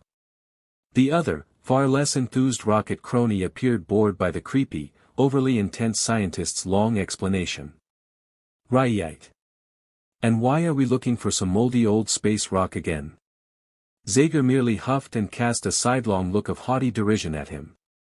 "Well, I honestly doubt that an imbecile like you will appreciate any sort of history, but I will explain it to you anyway, if nothing more than to stop your foolish questions." Zetsen raised an eyebrow at the insult while the old man sat down on a chair behind him. "The Moonstone is a powerful meteorite that fell from space long ago. It crash-landed somewhere here in Empty Moon, hence the name of the mountain itself. What makes the stone special are its evolutionary properties. It can, as with regular-sized moonstones, cause certain species of Pokémon to evolve." Zager laced his fingers together. "However, unlike normal moonstones, which lose their evolutionary capabilities after one use, the moonstone we are seeking has unlimited cosmic energy within its core. Which means that there is no limit to how many times it can be used to make Pokémon evolve." He turned in his seat to face the younger man. "Do you now comprehend why Giovanni would want the moonstone?" The commander in question nodded dumbly and then whistled. "Unlimited evolutions, huh? Sounds like the boss really knows what to go after. Still, I wish it didn't have to be in this drab and dreary mountain. Like I said, my hair cannot possibly hold up in all of this moisture." The irritable scientist formed a tick mark on the side of his head. "Shut up, you fool, I am trying to concentrate. Go order the peons around for a while or do something else to amuse yourself. I cannot focus with you and your incessant questions constantly bombarding me. Now, if you please, kindly leave me to my work and go do whatever it is you common fools do." Zetsen just snorted and turned away. "Fine, you old gasbag. Play with your tech, I didn't ask to be sent down here, you know." The emotionally stoic commander then sighed. "If only I was back at the hideout in Celadon, playing roulette in the lounge or even blackjack with Rykon. Instead, I'm stuck down here with an old man who has no sense of humor. Or fashion. Before Zager could give a ready and stinging reply, several rocket grunts came running out of the entrance tunnel to the massive cavern. The identically dressed men went barreling up to both leaders and then stopped, all of them breathing hard. One of the rockets managed to regain his composure and then spoke with a salute to Zetsen. "Sir. There are a couple of kids and a crazy-looking man who have stumbled upon our operation." The oddly dressed field commander raised an eyebrow. "How is that possible? I thought we were the only ones who knew the passage used to get down this far into the mountain. Did you take care of it?" The grunt suddenly started shuffling on his feet, looking both nervous and embarrassed. "We tried, sir, but one of the kids was a very strong trainer and he had some pretty powerful Pokémon with him. We lost Commander, I'm sorry. He wanted us to say that he's coming and that he'll stop us." The man hung his head low while Zetsen just looked at him in shock for a few moments and blinked widely. Then, after several seconds of silence, he started laughing, and it came hard. "Ha ha ha ha. Oh ha ha ha ha ha. You mean to tell me that a little kid bested you and the others? Ha. Oh, that's rich. I'm starting to feel glad that I came after all. Ha ha ha ha ha." The assembled grunts only lowered their heads even further while Dr. Zager shouted, "Zetsen, you need to take care of this. We cannot have anyone knowing what we are doing down here. Do you understand?" The lazy and disinterested rocket commander just sighed and waved his hand dismissively. Yeah, I'll take care of it. Sheesh, it's just one thing after another. I seriously need a vacation." On the other end of the cavern, 3 bumbling rockets were busy chipping away at the solid rock walls with dull pickaxes, a joke courtesy of the other grunts who couldn't stand Jesse, James and Meowth. To the rest of the organization who knew about them, they were nothing but a hindrance. The only reason the 3 of them were even down in the mountain was because Giovanni wanted to send them on a mission they could be supervised in. He still had not forgiven, nor forgotten, the horrible mess they had made out of the operation at the Viridian City Pokémon Center. When the 3 foolish bumblers heard the other grunts telling Zetsen about the mysterious trainer who had defeated them, James turned to Jesse. "Jesse, do you think the one causing trouble down here could be the twerp?" She turned to face her teammate. "I don't know, but if it is, then that means he'll have his Pikachu with him." The smallest member of the trio jumped into the conversation. "That's right. And if it is, that means we got another shot at stealing Pikachu. But how will we do it?" James blinked with his pick held up in his hand. "Simple." Meowth grinned and held up his own. "We'll wait until Commander Zetsen wipes the floor with the twerp and then we'll tell him that we're gonna take the twerp's Pokemon and throw 'em in cages for him. He'll let us do it and then we'll steal Pikachu when the time is right. After that we'll get out of here and deliver it to the boss." "I like it," Jessie exclaimed with a greedy gleam in her eye. "So do I," James agreed giddily. "All right then." The small talking Pokemon gave a sinister grin. "Now all's we gotta do is bide our time." "Right." The other 2 pumped the hands holding pickaxes high into the air. A rocket grunt lay on the cold, rocky ground of one of the tunnels, his Pokemon all unconscious at his feet. Ash slowly walked over to him, knelt down and grabbed the man by the collar of his black uniform. "Where are the others at? Your leader and the rest of your team, where are they?" Lifting him up a short ways from the ground, the boy shook his former opponent as blue aura from earlier appeared around him again. The stunned grunt blinked and answered the angry young trainer with a noticeable tremble in his voice. Down this tunnel. Follow it and then take a right when you reach the fork. Keep following that passage until you come out into a large cavern. That's where our base is. Please. Don't hurt me." Ash let the man go and then struck him in the side of the neck with a firm chop, knocking the grunt unconscious. He silently thanked Macamp, Hitmonlee and Hitmonchan for such knowledge and then stood back up, turning to his friends and Seymour. "You guys ready?" All 3 of them stared at the serious young man in amazement after seeing the way he had been handling all of the rocket grunts they had encountered thus far. However, they quickly reminded themselves just why he had been treating them in such a way. The villainous group of thugs had been hurting innocent Pokémon in the mountain, and it infuriated them just as much as it did Ash. With their resolve firmly solidified, the other three nodded and then followed after him as he turned back to Cleffa and signaled for it to lead on. Before long they were traversing the very same passage that the grunt had told Ash about, and, eventually, they found themselves coming out into a massive cavern. The four of them looked around and saw several members of Team Rocket all scattered throughout the large chamber, and almost all of them immediately noticed the intruders.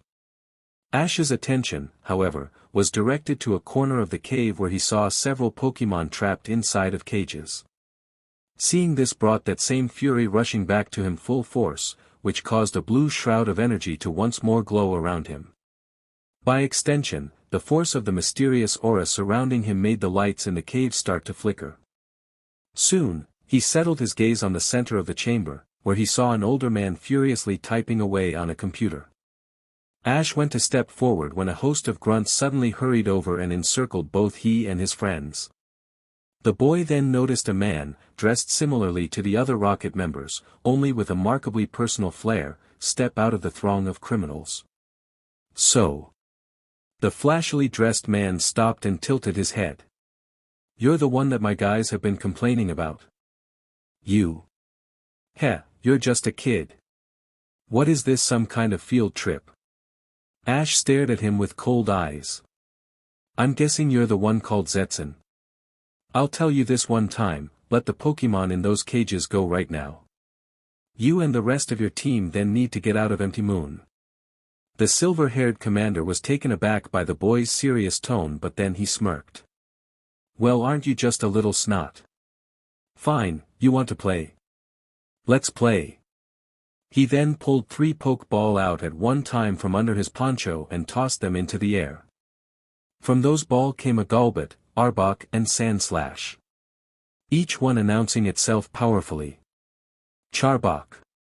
CHT CHT. Slash. Slash slash. Ash looked over their opponents and narrowed his eyes, thinking carefully about who best to use before he finally made his selection and chose 3 Pokeball as well. Brock was careful to warn him beforehand though. "Be careful, Ash, this guy doesn't seem to be a normal nobody like the rest of them, I think he's gonna be a lot tougher." "Yes, Ash, please be careful," Misty spoke with concern on her face and also evident in her tone. He looked back at his friends and smiled. "Don't worry guys, I have all the faith in the world in my Pokémon. We won't lose." He then stepped out to meet Zetsen. All of the grunts and his own friends stepped away to give them room to battle, and then Ash chose his Pokémon while tossing the ball he held skyward. "Spearow, Nidoran, show them why we won't be defeated." In a flash of light, all 3 appeared in the midst of the dome-like cavern, energized and ready for battle. Row. Spearow. Nidoran. Ran. Nidoran. Ash found himself quite glad that he had taken the time earlier to swap out Butterfree and Beedrill for both of his Nidoran. He did so shortly after Pikachu had defeated the large swarm of Pokémon that the Rocket Grunts had attacked them with. He felt confident that both of his newly evolved bug types could have taken down any opponent they came across, but he didn't want to take chances so soon after their evolution. Besides that, he wanted both of his Nidoran, who had been training very hard at the lab, to have a shot at battling. He also wanted to see how much they had grown. Zetsen started to laugh as soon as he saw Ash's selection of Pokémon. "Ha! You expect to defeat me with those 3? An undersized bird and 2 poisonous runts? This is just priceless." The black-haired boy ignored the crude jibes and addressed his Pokémon. "Get ready guys and don't give them an inch." They nodded in reply and then directed their full focus onto their opponents. Zetsen, however, finally stopped laughing and put a hand on his hip. "Let's just end now and not waste any time." Arbok used Toxic, Sandslash used Dig and Golbat used Supersonic. Ash widened his stance and prepared himself. "Alright guys, get ready. Spearow, use your wings and WHP up a large cloud of dirt. Nidoran, you two know what to do. The small but hardy little bird flapped his wings at a rapid pace and churned up a big dust cloud, which effectively obscured the three of them from sight just as their opponents' attacks hit. "What, it's over already?" Zetsen mockingly complained. "I was hoping for more of a challenge." The other grunts all laughed, but Ash remained focused as he yelled, "Now!" Then, out of the smoke cloud came two fast blurs that hit Arbok and Golbat hard, sending them both straight down into the ground. Spearow as well suddenly came flying out of the smoke cover and dove straight into the hole that Sandslash had dug. What followed was the sound of loud thumping and thudding below ground until, with one large gust of wind later, Sandslash went flying up through the cave floor in an eruption of earth and rocks and landed beside of its comrades. Spearow, meanwhile, flitted down gracefully to stand next to both Nidoran. Zetsen was shocked. "How?" he sputtered in disbelief. Ash smirked and replied. "After Spearow whipped up that dust cloud, both of my Nidoran used it as cover, and then the male used his long, sensitive ears to judge where the attacks were going to hit, which made it possible to effectively dodge them." The Rocket Commander overcame his surprise and then looked at his Pokémon, who had just gotten back up. "Come on, you three. Stop messing around and fight." He then pointed. Sandslash use Sandstorm. Golbat, Air Cutter, and Arbok use Poison Sting. Ash, on the other hand, was faster. Spearow, use your wings and stir up as much air as you can to keep that sandstorm from overtaking the cave. Nidoran, both of you use your speed to dodge those attacks and stagger each other while you're doing it. Stay close to one another so you're ready for the next attack. Spearow launched himself into the air just as Sandslash started spinning in circles and churning up a powerful, twisting funnel of sand. The small bird kept flapping his wings hard, however, and thereby created a small gale of wind to keep the sandstorm at bay. Spearow were not commonly known for such feats with their small wings, but the intense training of Ash's made it possible. Both Nidoran took off running at fast speeds, dodging and weaving through Golbat and Arbok's attacks successfully. As they ran, the near-identical pair kept zigzagging in and out with each other in perfect harmony, confusing their opponents. Zetsen growled in frustration. "Both of you use Toxic on those irritating little pests." Ash shouted a command to the male Nidoran. "Quick! Hit the ground and use Double Kick to launch Nidoran into the air at Golbat. Then use it again for yourself." They did just that. In mid-run, the male Nidoran flipped around onto his back and let the female jump up onto his feet. He then launched her high into the air toward Golbat at a side angle so she wouldn't fly into the toxic attack heading for her. Afterward, he used Double Kick again on the ground and slid himself away from both incoming poisonous globs, doing so at just the right moment since they hit only seconds after his maneuver. The evasive action shot him toward Arbok unintentionally, and Ash saw it. First, he looked up at the female Nidoran, whom was now on a collision course with Golbat. Nidoran, use Poison Sting on Golbat and then smash into it with all your body weight. From there, grab onto it with your teeth so you don't fall and start using Double Kick until you smash it into the ground.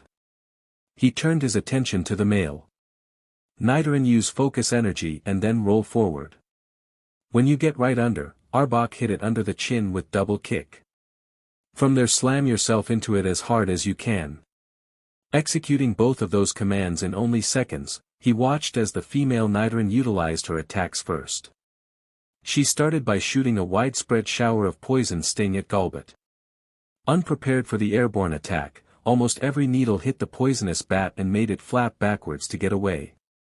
Nidoran then smashed into her distracted target upon reaching it and latched her sharp teeth down onto its head.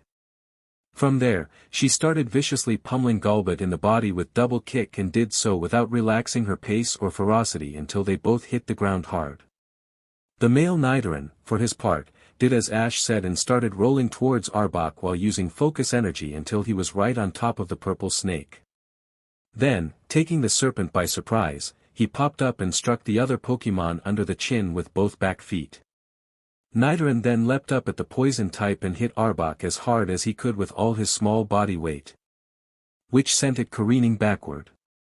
Zetsen looked on in undisguised shock and disbelief, once more, as Golbat and Arbok landed near each other. Ash, though, didn't let up. "Alright. Use a combined poison sting on those two while they're down and then gather as much speed as you can to slam yourselves into them." The Nidoran duo cried out in tandem and fired a dual poison sting attack at their downed enemies before rushing at Arbok and Golbat as fast as they could for another full-body slam. Both sequences of attacks hit their marks, first the rain of poisonous barbs and then the two miniature torpedoes crashing into them with enough force that it sent Zetsen's Pokémon flying back and hitting the ground yet again. Ash raised his hand. "Finish this. Jump into the air and then pile drive them into the ground. After that use poison sting until they're both unconscious." Zetsen tried to command his endangered Pokémon to do something, but he was simply too slow on his feet behind Ash, and neither Arbok or Golbat were coherent enough to counter. Thus, both Nidoran were already executing their attacks within seconds of receiving their orders. With a powerful leap, they both jumped high in the air and then descended, head first and backed by gravity, straight down onto the two rocket Pokémon as hard as they could. Afterward, they stood atop their fallen foes and began using poison stings simultaneously as a last salvo to achieve victory. Zetsen, on the other side of the battle, watched with mouth agape at the absolute drubbing his fully evolved Pokémon were receiving from two small Nidoran that hadn't even evolved once yet. The battle only seemed to have just begun, and not only had some young boy utterly outclassed him in every way, he had barely any chance to so much as give one successful, offensive attack command. He had been made to look as though he were no better than some common grunt fresh in a uniform. Ash quickly turned his attention to Spearow then, who was still fighting the twisting funnel of sand back valiantly, refusing to let it overtake the field and obscure the accuracy of the battle. Yet again he was glad for the extreme conditioning training he made his Pokémon endure. Otherwise, he doubted that Spearow could have kept up fighting against a powerful sandstorm for as long as he had been. Spearow, focus on Sandslash's location if you can and then break the gust you have going. Fly in through the sandstorm after that and take Zetsen's last Pokémon out with Aerial Ace. Zetsen, his cool facade long broken, frantically looked between Sandslash, who was still somewhere inside of the large sandstorm, and then at his other two Pokémon, both of whom were still being viciously assaulted by the Nidoran duo. And as if to add insult to injury, Ash swiftly shifted focus and yelled. "Nidoran! Both of you add double kick to your assault. Pound them into the ground." The formerly lazy and stoic man's eyes widened. "Gah! This kid has me backed into a corner. He isn't even giving me any time to think up a counter. He commands his Pokémon without missing a beat and he never lets up for a minute. They're like well-oiled machines that can't be stopped and their strength is just ridiculous. How the heck did this happen? Who is that boy?" Before he could think, say, or do anything else, Spearow came strkng down through the sandstorm at incredible speed for his size and, having locked onto Sandslash with his keen eyes, struck it hard with Aerial Ace. This sent the earthy mole flying out of the cloud of sand and hitting the ground, which also ended the spinning twister and lowered the volume once again in the cavern. Ash felt the end of the battle drawing near and shouted, "Spearow, use Fury attack on Sandslash and then fly up into the air as high as you can before coming down and hitting it one last time with Aerial Ace." Zetsen desperately tried to command his last standing Pokémon to do something and get away, but was stopped by a loud cry of pain from his other two Pokémon. He turned his head from left to right just as Spearow started to pulverize Sandslash with a vicious barrage of Fury attack using talons and wings. A wild, battle-hungry gleam was the only thing to be seen in Spearow's eyes as he ruthlessly savaged his opponent. The evolved form of Sandshrew could simply take no more and, after several more moments of brutal assault, finally lost all remaining battle spirit. Thus, it simply lay on the ground covered in scratches, cuts and marks. Spearow showed no mercy to his downed opponent though and flew high into the air, almost up toward the cave ceiling above. Then, with a shriek of impending victory, he went rocketing back toward the ground below, glowing from the use of Aerial Ace, and smashed himself into Sandslash's midsection. This drove the poor ground type deep into the ground in a small crater while it released a loud cry of pain. At the same time, both Nidoran gave one last double kick, each, to the now heavily damaged and unresponsive Golbat and Arbok. Seeing their opponents were finally defeated, the two of them quickly hopped off the larger Pokémon and hurried back over to Ash's side loyally. When the thrill of battle had at last passed, all three of the Rocket Commander's Pokémon were seen laying completely unconscious on the hard, rocky ground near to each other. Zetsen himself fell limply to his knees and, while all of the grunts in the cavern looked on in wide-eyed shock at what had just happened, he knelt where he was staring off into space. Impossible. I lost. He completely dominated us. We were no match. Brock and Misty simply stared, unblinkingly and in amazement, at what they had just witnessed. To see Ash and his Pokémon defeat a bunch of low-level rocket grunts was one thing, but to watch them utterly trounce a high-ranking leader of that same organization was another entirely. Even Seymour seemed impressed at what he had just seen out of the young rookie from Pallet. Wow! He completely tore that guy apart. The orange-haired girl spoke in a tone of awe but also of admiration. Brock shook his head. It was more than that. They battled for only a few minutes and Ash was in total control the entire time. That Zetsen guy had no chance to barely even call out any attacks before it was over. Ash himself was just about to congratulate and thank his Pokémon for their excellent efforts when, suddenly, all three of them looked up at the same time and called out their names in a victory cry. Spearow. Nido. Ran. And then, in that very same moment, they all began to glow and change shape. With all eyes watching them in fixation, the cavern was bathed in the white light of evolution as the victorious trio morphed, grew, and turned into what they had rightfully just earned for themselves.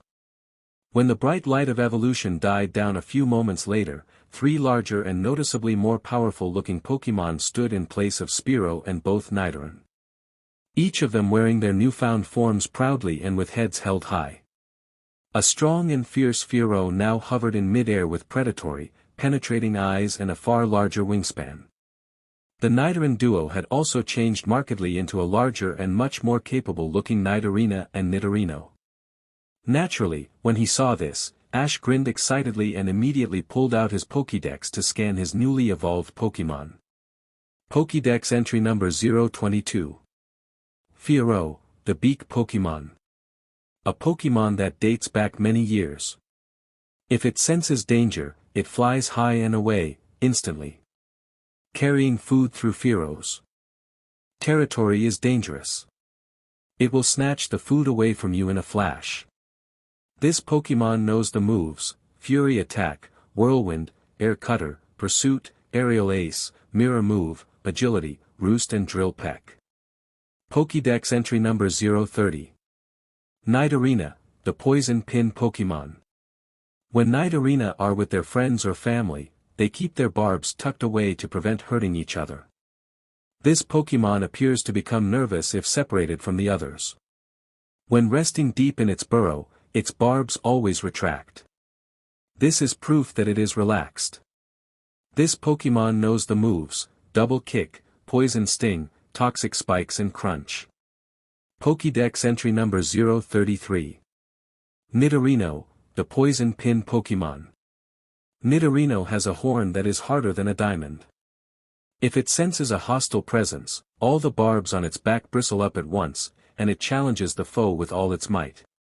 Its horn contains venom. If it stabs an enemy with the horn, the impact makes the poison leak out. This Pokémon knows the moves: Poison Sting, Focus Energy, Poison Jab, Double Kick, Horn Attack and Toxic Spikes. After scanning them, the young man looked proudly at his Pokémon and once again was reminded of the benefits of hard training. Most people would say that they evolved much too fast, but Ash knew that intense, challenging training and the integrated methods in which he trained his Pokémon was how and why they evolved so fast. In many ways, they quite literally needed to evolve so their bodies could handle all of the strain that their training programs put on their bodies. For Ash though, what still amazed him was the mysteries surrounding certain aspects of evolution. Namely, the way in which some Pokémon would learn one or several new moves upon evolving, like Spearow just did. Or even how sometimes they would forget certain moves they knew before evolving. Either way, he put his Pokédex away and focused on the present. "Great job guys, that was a great battle and I'm so proud of you," he called out with a smile to his 3 newly evolved Pokémon. They nodded in acknowledgement of his praise but kept their focus firmly on Team Rocket's defeated Pokémon. Ash himself became serious again and turned his attention back to the large ring of criminals around them. Zetsen was still on his knees, lost in total shock and disbelief that he had lost. The rest of the grunts all now seemed scared and successfully intimidated. Dr. Zager stood up from his chair and walked out to stand in front of the rest of the fearful minions and their commander. Looking down at the shaken younger man, he scowled. "You call yourself a Team Rocket commander? You are pathetic Zetsen, pathetic. Cannot even defeat a child." The old man looked at the rest of the villainous thugs in the cavern and commanded gruffly, "What are you all doing standing around? Stop that insolent little brat and his friends." The grunts all looked between each other, none of them wanting to go up against someone who had so utterly curb-stomped their commander. Zager became even more furious upon seeing this. "What are you waiting for? I told you to stop them, now. Otherwise Giovanni will hear about this." All the black-garbed men quickly shot to attention upon hearing that. As much as they might have been afraid of going up against Ash, they were even more terrified of their boss. Thus, they all drew out their Pokeball and then released a large battalion of Pokémon that outnumbered Ash and his friends greatly.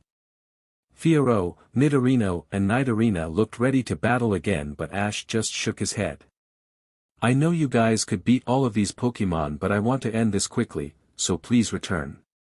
The freshly evolved trio looked at him but finally, reluctantly, nodded and then allowed their trainer to call them back. Ash then turned to Pikachu and smiled. "Alright buddy, it's your turn."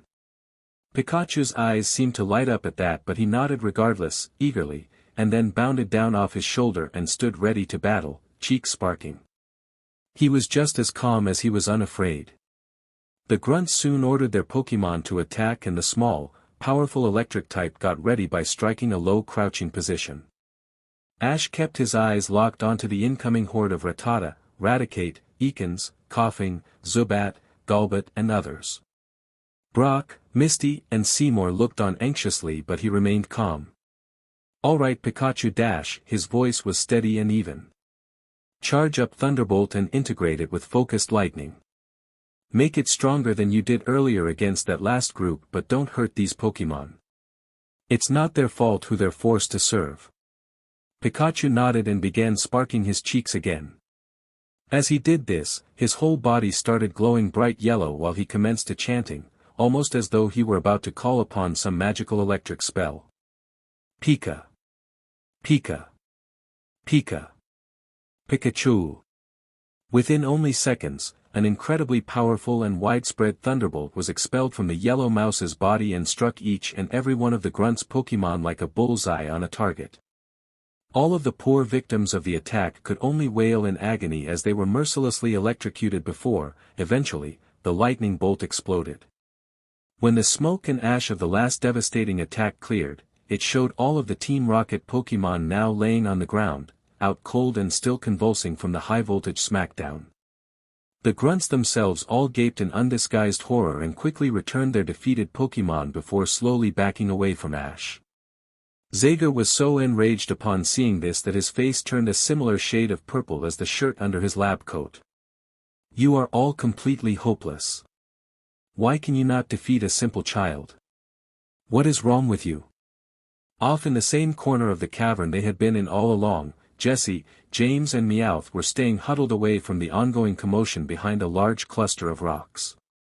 "I think we might need to reconsider trying to steal Pikachu this time around, Jessie," the blue-haired man observed, clearly shaken from the display of raw power that Ash and his Pokémon had just displayed. She looked at her partner and nodded. "Yes, that is a good idea, James. Besides, if we leave now we'll have other opportunities to steal Pikachu." Meowth suddenly spoke up as he looked at both of them. "But how are we gonna get out of here without getting stopped by the rest of the team or by the twerps?" As an answer to his question, James looked around and then pointed at the large drill sitting near one of the cavern walls. Maybe we can use that drill to escape, what do you think? That's brilliant, James. Jessie exclaimed as she threw the pick she was holding down onto the ground. Yeah, that's using the old noggin, Jimmy. We can tunnel through the wall. Meowth pumped a furry fist into the air. The three rockets then quickly made their way toward the drill, trying their best not to be noticed as they reached it. Meanwhile, Ash had stepped up to face Dr. Zager. Alright, that's it. You've all been beaten, now release the Pokémon you've caged and leave this mountain. His demand was fierce and left no room for rebuttal. However, the grizzled old scientist stared at the boy with anger burning in his eyes before, after a short PRD of silence, he finally snapped. Listen, you insolent lit dash. At that very same moment, a loud rumbling sound suddenly came from the farthest end of the cavern as James got the excavation drill going but lost control due to its high power and surprising speed. Because of this, when they turned their heads they saw the big machine now barreling toward them like a rampaging Rhydon. Everybody get out of the way now. Ash shouted to his friends and Seymour as they all jumped out of the way of the drill with only seconds to spare. Zager and the many grunts all had to quickly scatter as well to avoid getting flattened by the digger on wheels. Although, one of the grunts had to help Zetsen stumble out of the way since the badly shaken commander was still kneeling in shock. The drilling machine rolled on across the wide chamber and finally hit the farthest wall, becoming stuck in the process. James, you idiot. What are you doing? Get us out of here. Jessie demanded as she rounded on the blue-haired man panicking behind the wheel. I'm trying, Jessie, please be quiet. It's stuck and won't budge. James pleaded as he tried desperately to fix the mess he had inadvertently gotten them into. I don't care what you do, just get us out of here before they stop us. Meowth yelled, waving his arms in the air frantically. You idiot, just dig through the wall. The redhead angrily demanded. I'm trying but it won't work, the drill's jammed. The feminine man replied as he started pounding on the control console with his gloved hand. What are you imbeciles doing? Zager shouted. Get out of there right now. Ash and Misty both seemed surprised when they saw who was in the drill, with the latter voicing it. Oh come on, those three are here too. You know them? Brock asked in confusion as he looked at his friends. The messy-haired younger boy nodded. Yeah. The first time I ever ran into Team Rocket was in Viridian City. It was just those three at the time and they tried to steal a bunch of Pokémon from the center. Me and Misty managed to stop them, but the Pokémon Center still ended up getting destroyed. Brock and Seymour both seemed shocked to hear this as the former pointed. Wait, you two were at the Viridian Pokémon Center when it blew up? You guys were actually involved in that? Ash nodded in reply, but at that very same moment, the drill suddenly came to life from James' repeated hitting and then lurched forward before the now rapidly rotating, powerful, massive drill bit started digging into the cavern wall. Unfortunately, the area where the machine began digging into the wall just so happened to be a weak fault line in the overall integrity of the large cavern structure. Due to this, a big crack appeared above the hole that the drill was making and quickly spread all the way up the length of the wall until it reached the ceiling. While all eyes looked on in dread below, the one lone crack quickly splintered off into several, and then those evolved into increasingly large fissures. Before long, the entirety of the ceiling high above was covered in them, and that was immediately followed by the sound and feel of violent shaking. As the deep cracks and fissures in the ceiling grew and spread out, large chunks of rock and stalactites began falling to the ground below. Some were small, but others were large enough that upon landing on some of the crates and other equipment belonging to Team Rocket, scattered across the cavern, it immediately crushed them. Seeing the very telling signs of an impending cave-in, Zager yelled urgently to the bumbling morons responsible for the catastrophe. Fools! Get out of there now before you bring this whole cavern down on top of us. James frantically attempted to regain control of the machine, but it wouldn't respond no matter what he tried, and that had Jessie panicking. James, turn this thing off now. It's causing a cave-in. I can't. It won't work. He whined desperately while pressing every button inside of the machine. Ash looked down at his first Pokémon quickly upon seeing this.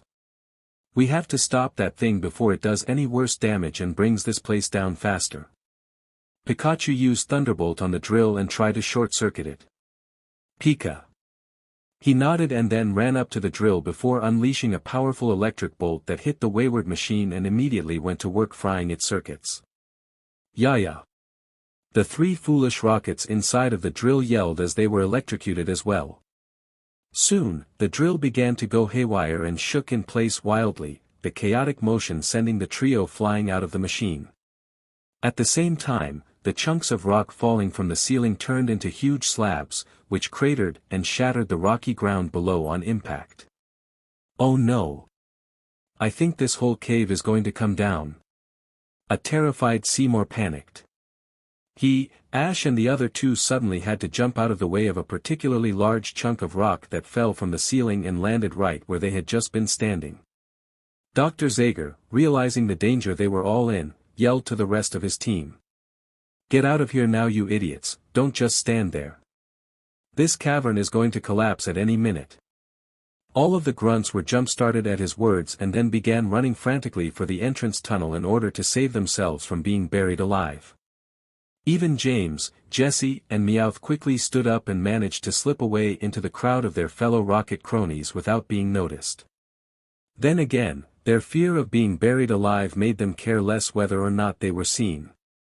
Zager himself almost went back for his computer, only for a large rock to fall down onto it, smashing it and the table it was on. "No! My data!" He wailed in despair with his hands in his hair. Growling angrily, he turned around to look at Zetsen, who was still standing in mostly a daze. "Don't just stand there, you idiot. Let's get out of here." The younger man looked up and then realized the full intent of what was going on. Eyes going wide, life returned to him as he nodded. "Right. Let's go." As he and the elderly scientist took off running for the exit, on the heels of the rest of their team, Ash looked at his friends. "Come on guys, let's set the Pokémon in those cages free and then get out of here." "Right." The other three chorused together. The four of them then took off for the cages on the other side of the cavern, dodging and avoiding falling rocks all the while. As soon as they reached them, Brock released his Graveler and then they all started working at freeing the Pokémon. It took a while, but once the powerful rock type smashed the last cage open, all of them, a multitude of Geodude, Zubat, Sandshrew and Paras, took off in a frantic stampede for the tunnel. Unfortunately for them, Zetsen and Dr. Zager ended up getting blocked from following the rest of their team due to the many free Pokémon now flooding through the entrance passage and clogging up the way. Ash and his friends all headed for the exit as well, but just as the last Pokémon finally made it through, both criminals did the same and then turned around to look back at the kids and Seymour. The hateful old man gave them a spiteful and wicked glare. "You may have stopped us from getting the Moonstone, you brats, but now you won't live to interfere with us ever again." From his pocket, the crazy scientist pulled out a small, square device that had two switches on the front and also appeared to have explosives wrapped around it. "So long, you meddlesome pests." He then shoved Zetsen the rest of the way through the tunnel and followed suit himself before flipping a SWCH on the charge and tossing it up toward the entrance of the passage. With a loud boom, the device exploded, quickly causing the tunnel to collapse in on itself with large rocks falling and barricading the exit. Ash and his friends ran as fast as they could to try and make it before their only escape was sealed off, but, dreadfully, they were too late. The last thing they saw on the other side was Dr. Zager's smirking face as the passage became utterly blocked off, sealing them inside of the crumbling cavern. "No!" Ash shouted as he stopped and slammed his hands against the large, immovable boulders. It was for naught though, there was no way any of them could budge such mammoth stones, and it would even take Graveler longer to do it than they had. In his mind, he knew it couldn't end this way. He hadn't even gotten to really experience the joys of being a trainer yet. He would never win a league competition, he would never catch any more Pokémon or get closer to the ones he already had. He would never see his mother, Professor Oak or anyone else from his hometown again, and to make it worse, Brock, Misty, all their Pokémon and Seymour were also going to die with him. No. This can't happen. It can't end like this. He yelled while banging his fists continually against the closed-off tunnel. Brock and Misty could rest their hands on his shoulder while Pikachu rubbed his trainer's cheek with his own, trying to comfort him. Suddenly, however, Seymour got their attention. "Hey, look at Cleffa." Everyone turned to look where he was gesturing and saw the small fairy type on the other side of the cavern, near the farthest back wall.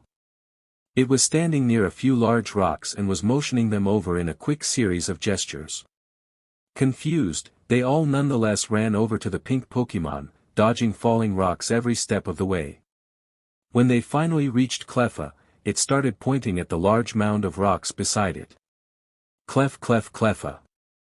Ash was still confused, but he bent down regardless to examine the rock pile for himself. He started feeling around, touching his hands to the surface of the rough stones until suddenly, he felt a cool breeze blow against his face from somewhere beyond. His eyes immediately went wide.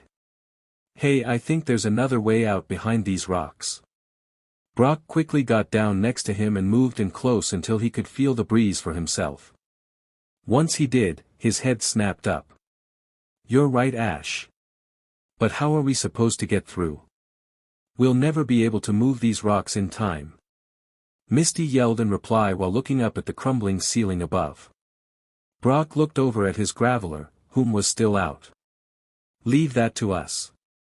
Graveler, move these rocks out of the way as fast as you can. Grav." The sturdy rock type lifted its 4 arms in reply and then quickly set about to the task of moving all of the large rocks away from where they were hoping another shot at freedom resided. It didn't take long for the powerful evolved form of Geodude to finish his assigned task, and as soon as he was finished, everyone looked on anxiously at what the rock Pokémon had uncovered. There, like a shining beacon of deliverance, they saw a small little hole, just big enough for them all to fit through. Apparently, it was exactly what they hoped it was too, because Cleffa quickly went down into the small passage. Not hesitating for 1 second, Ash followed in the steps of the vanished Pokémon by taking off his backpack, getting onto his belly and looking at Pikachu, whom had jumped down off his shoulder. "You go first, Pi." The yellow mouse nodded and then scurried away quickly into the tunnel, his lightning bolt-shaped tail the last thing to disappear. Pushing his bag in after him, Ash forced himself into the hole on his stomach. Then, a few seconds later, he yelled back. "Come on guys, hurry." Misty followed suit and put her red bag in front of her before crawling into the tunnel. Brock did the same after returning Graveler. Seymour took up the rear, and just as the RBB boots on his feet disappeared into the tight passage, the ceiling of the cavern finally collapsed entirely. They could all hear the sounds of what resembled an avalanche happening behind them as the large cavern was permanently sealed off by the complete cave-in. They knew they were now trapped inside of the small tunnel with no hope of turning back.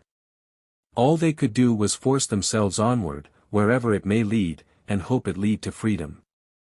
Ash and his friends crawled after Cleffa through the tiny little passageway.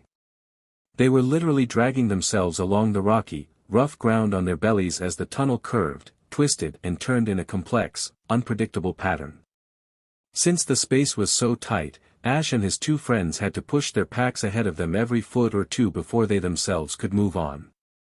The tunnel itself was pitch black without the artificial lights that Team Rocket had strewn throughout much of the mountain they had traversed thus far. Totally blind, all they could do was move slowly and carefully, trying to stay close to one another by making sure their packs stayed in constant contact with the feet of whoever was in front of them. Seymour, however, simply made sure he could touch Brock's shoes. Since Cleffa was in the lead, Pikachu remained close to the other Pokémon by using his much keener sense of hearing to keep track of it. To do his own part in helping, the electric type would occasionally spark his cheeks so that Ash could see him and know they were still heading in the right direction. The air was cool in the winding passage, but they could still smell fresh air, and that was reassuring. Eventually, they came to a total halt. Ash couldn't see what Cleffa was doing since they were in pitch darkness, but he could hear movement, and before long, Pikachu sparked his cheeks again to once more give light. With this, the messy-haired boy saw both small Pokémon now sitting by his head and he could just barely discern Cleffa pointing ahead and then making what seemed to be punching gestures. Reaching out, he felt around in front of him and made contact with a moist, solid rock wall that signaled a dead end. He very nearly panicked until, Pikachu still sparking his cheeks for light, he saw Cleffa still making those same punching gestures at the wall. Not understanding but willing to do anything to get out of such confining spaces, he reared back his right arm and moved his fist toward the wall, fully expecting pain to erupt as soon as he struck the solid rock. However, instead of bone-shattering pain, he felt his arm go straight forward through the wall and into loose dirt. Surprised, he reached his other hand out and began scraping and pulling at the wall until, finally, the loose dirt and rocks gave way and a small opening was revealed. Squinting his eyes due to light hitting them and dispelling the thick darkness, Ash regained his sense of sight before pushing his pack through the newly made hole after Pikachu and Cleffa, who ran out of the tight passage eagerly. He just as enthusiastically followed suit, his friends following close behind, until they finally came out into a marvelously wonderful open space. When Ash stood up and looked around, he noticed that they were now standing in a much larger tunnel that went in two different directions, one to the right and one to the left. Looking back to where they came from, he was surprised to see that it was nothing more than a small hole in the wall. A wall in which appeared to have less solid places here and there, explaining how he had managed to punch a hole through it. Wow! Misty exclaimed in surprise as she and the other two stood up and adjusted to their surroundings. Where are we now? This tunnel looks different than the others. I don't know, answered Professor Oak's student, who was in question himself while looking up at the roof of the wide, high, and round passage. It's weird that there's light in this area of the mountain when I don't see any of the artificial lights Team Rocket strung up back where we came from. That is strange, Brock agreed while putting his pack back onto his shoulders.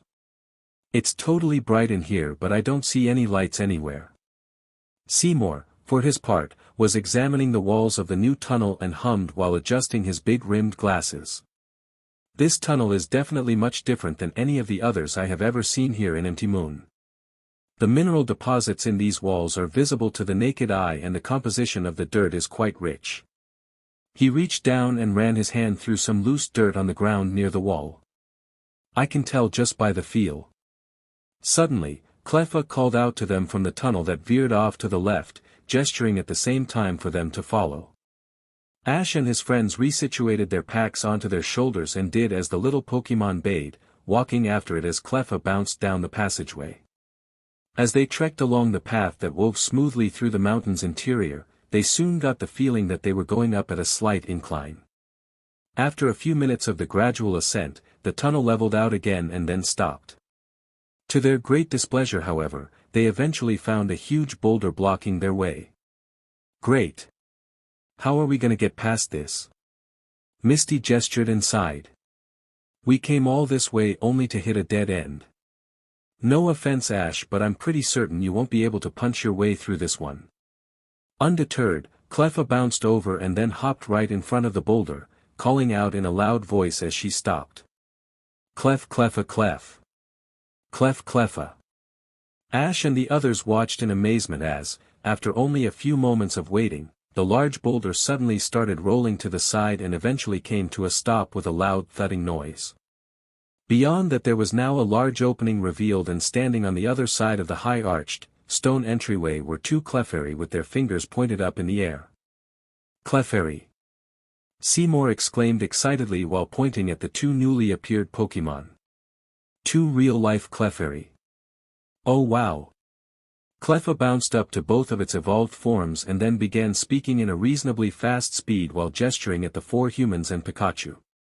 The Clefairy, after being reassured about their outsider guests, nodded in understanding and smiled. Cleffa smiled as well upon seeing this and then looked back to Ash and the others before gesturing that they should follow once more. Not willing to go against direct commands from the mysterious little pink Pokémon, the three trainers and one scientist, plus Pikachu, followed after Cleffa and the Clefairy for some time down the long, winding passage. After several minutes of this, they saw yet another opening ahead but this time with bright light shining from it. As soon as they reached the exit and passed through it, all of their jaws almost dropped to the ground at the sight awaiting them. They were now standing in a wide open, fairly sizable cavern that had a hole up in the ceiling, which allowed light to shine down into the chamber. Or at least in this case, moonlight, since it was clear by the starry night sky and full moon above that darkness had fallen outside over the mountain. There were Cleffa, Clefairy and even a few Clefable gathered all around the cavern, interacting with each other, dancing together and even playing in some cases. But what drew the attention of the group more than anything else was that which all the fairy Pokémon were congregating around the most. The object that caught in full transfixion the gazes of all who beheld it. In the center of the chamber, situated on a flat slab of solid stone, was a huge and majestic-looking rock. One that seemed in appearance to be very much like a meteorite but also a far larger version of the much smaller moonstones, which a fortunate soul could occasionally find if they were lucky enough. The rock itself radiated a kind of cosmic, mysterious aura that was so brilliant, it almost glowed blue in the descending moonlight that it was bathed in. On top of the monolithic stone was a covering of bright green, healthy-looking moss and all around its base in a ring, resting on the slab of granite beneath it, were numerous regular-sized moonstones. Seymour, eyes wide and mouth agape, stumbled forward. "The moonstone." A big grin soon took up residence on his entire face as his shock gave way to excitement, hands balled up into shaking fists at his chest.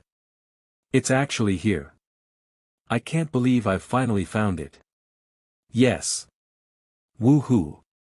While the ecstatic scientist danced around like a fool in celebration, Ash and his friend stared at the space rock with undisguised awe and amazement. Misty was the first to say anything at all, and when she did, her tone came out in a breathy whisper. "It's so appealing." "It sure is."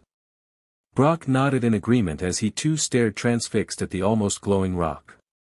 Ash, after tearing his eyes away from it, walked up to Cleffa and smiled. "Wow Cleffa, thank you so much for saving us and then bringing us here to see this, it's totally amazing." "Pika Pikachu Pie." Pikachu chirped in agreement to the small little fairy type. Cleffa, smiling happily, nodded to the words of gratitude and voiced it with a cheerful, "Clef Clef Cleffa." Suddenly however, one of the Clefable noticed their unexpected visitors and then blinked in surprise before giving a cry of, "Clefable," to its companions.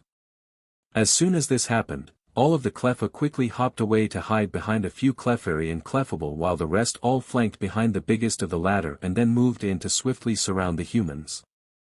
As soon as they had the perceived intruders boxed in, the lead Clefable glared at them and seemed none too happy at having humans in their midst. Then, shooting a sharp stare at Cleffa, the apparent head of the group pointed and shook a finger while speaking in a harsh, chastising tone to the younger Pokémon. Cleffa, however, shook its head rapidly and then started speaking fast to Clefable and all the others in an attempt to explain what was going on. All the while, it told the story of what had recently happened concerning Team Rocket, gesturing at Ash and the others intently as the determined little fairy type tried to convince its kin that they were not dangerous. Ash himself just looked at the others and then nodded before walking up to the wild, rare group of Pokémon. Close but not too close, he knelt down in front of them and held his hands up unthreateningly while Clefable and the others with it studied him with a wary eye. Smiling, he spoke in a soft, calm voice. "Listen all of you, I promise that none of us are here to harm you or take your moonstone. We actually just finished fighting off a bad group of people who did want to steal it and all of you as well.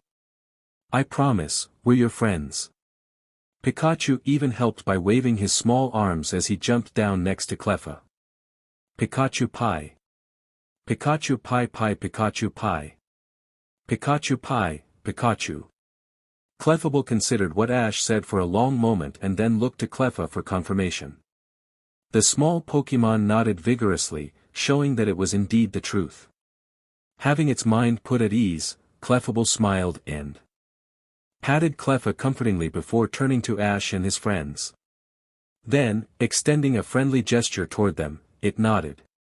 "Clefa Clef, Clefable Clef Clef Clefable." The 10-year-old took the nod as Clefable's way of thanking them for all they had done to protect them. In reply, he only smiled. No need to thank us, Clefable, it was our pleasure to help you and we would do it again. He then held out his hand and Clefable took it, shaking it with its own hand in a sign of friendship and goodwill. Clefable. At that same moment, all of the fairy Pokémon in the cave started to become excited.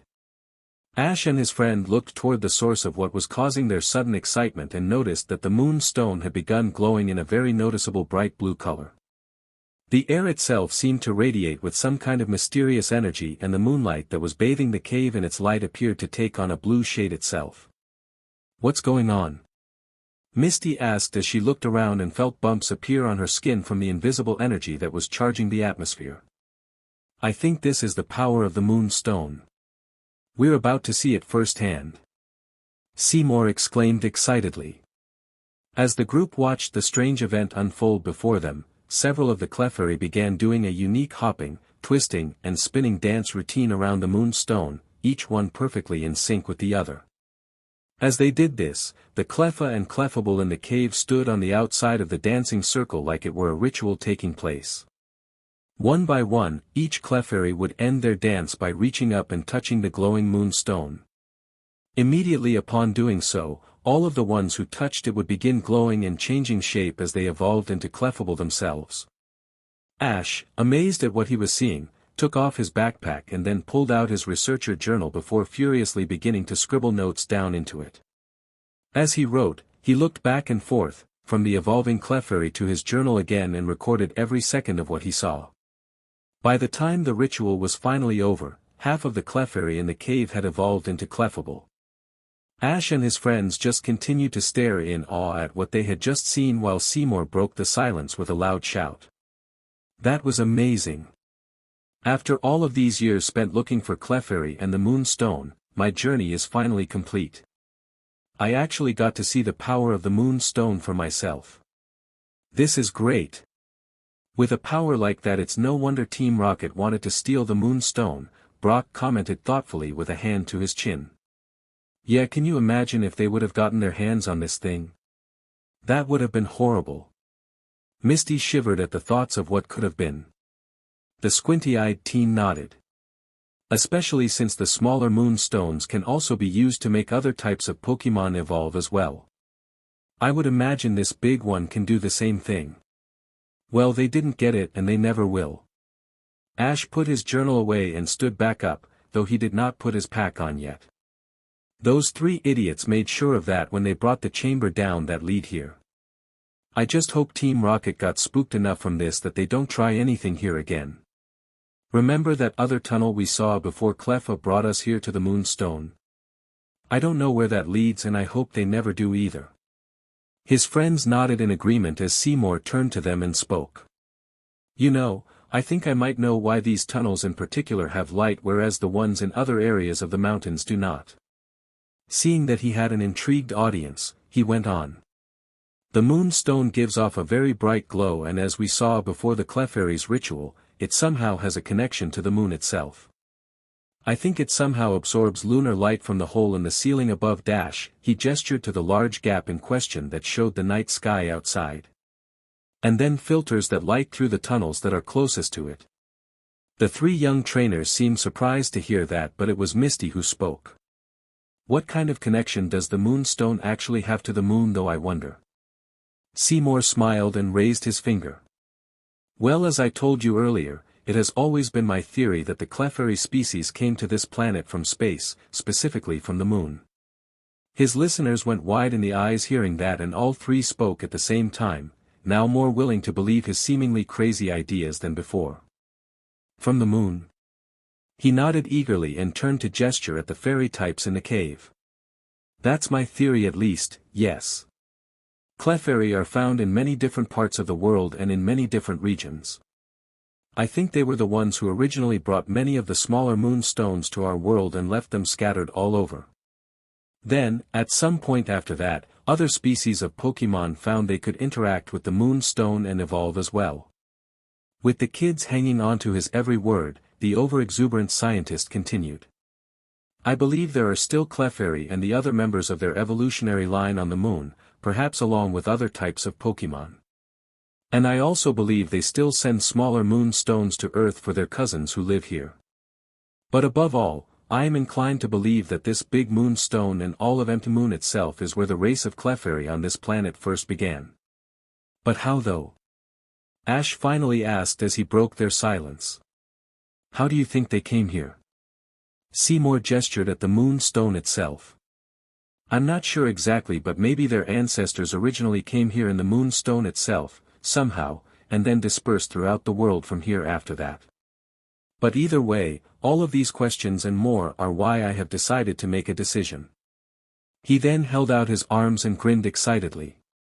I am going to stay here with the Clefairy and study the moonstone some more.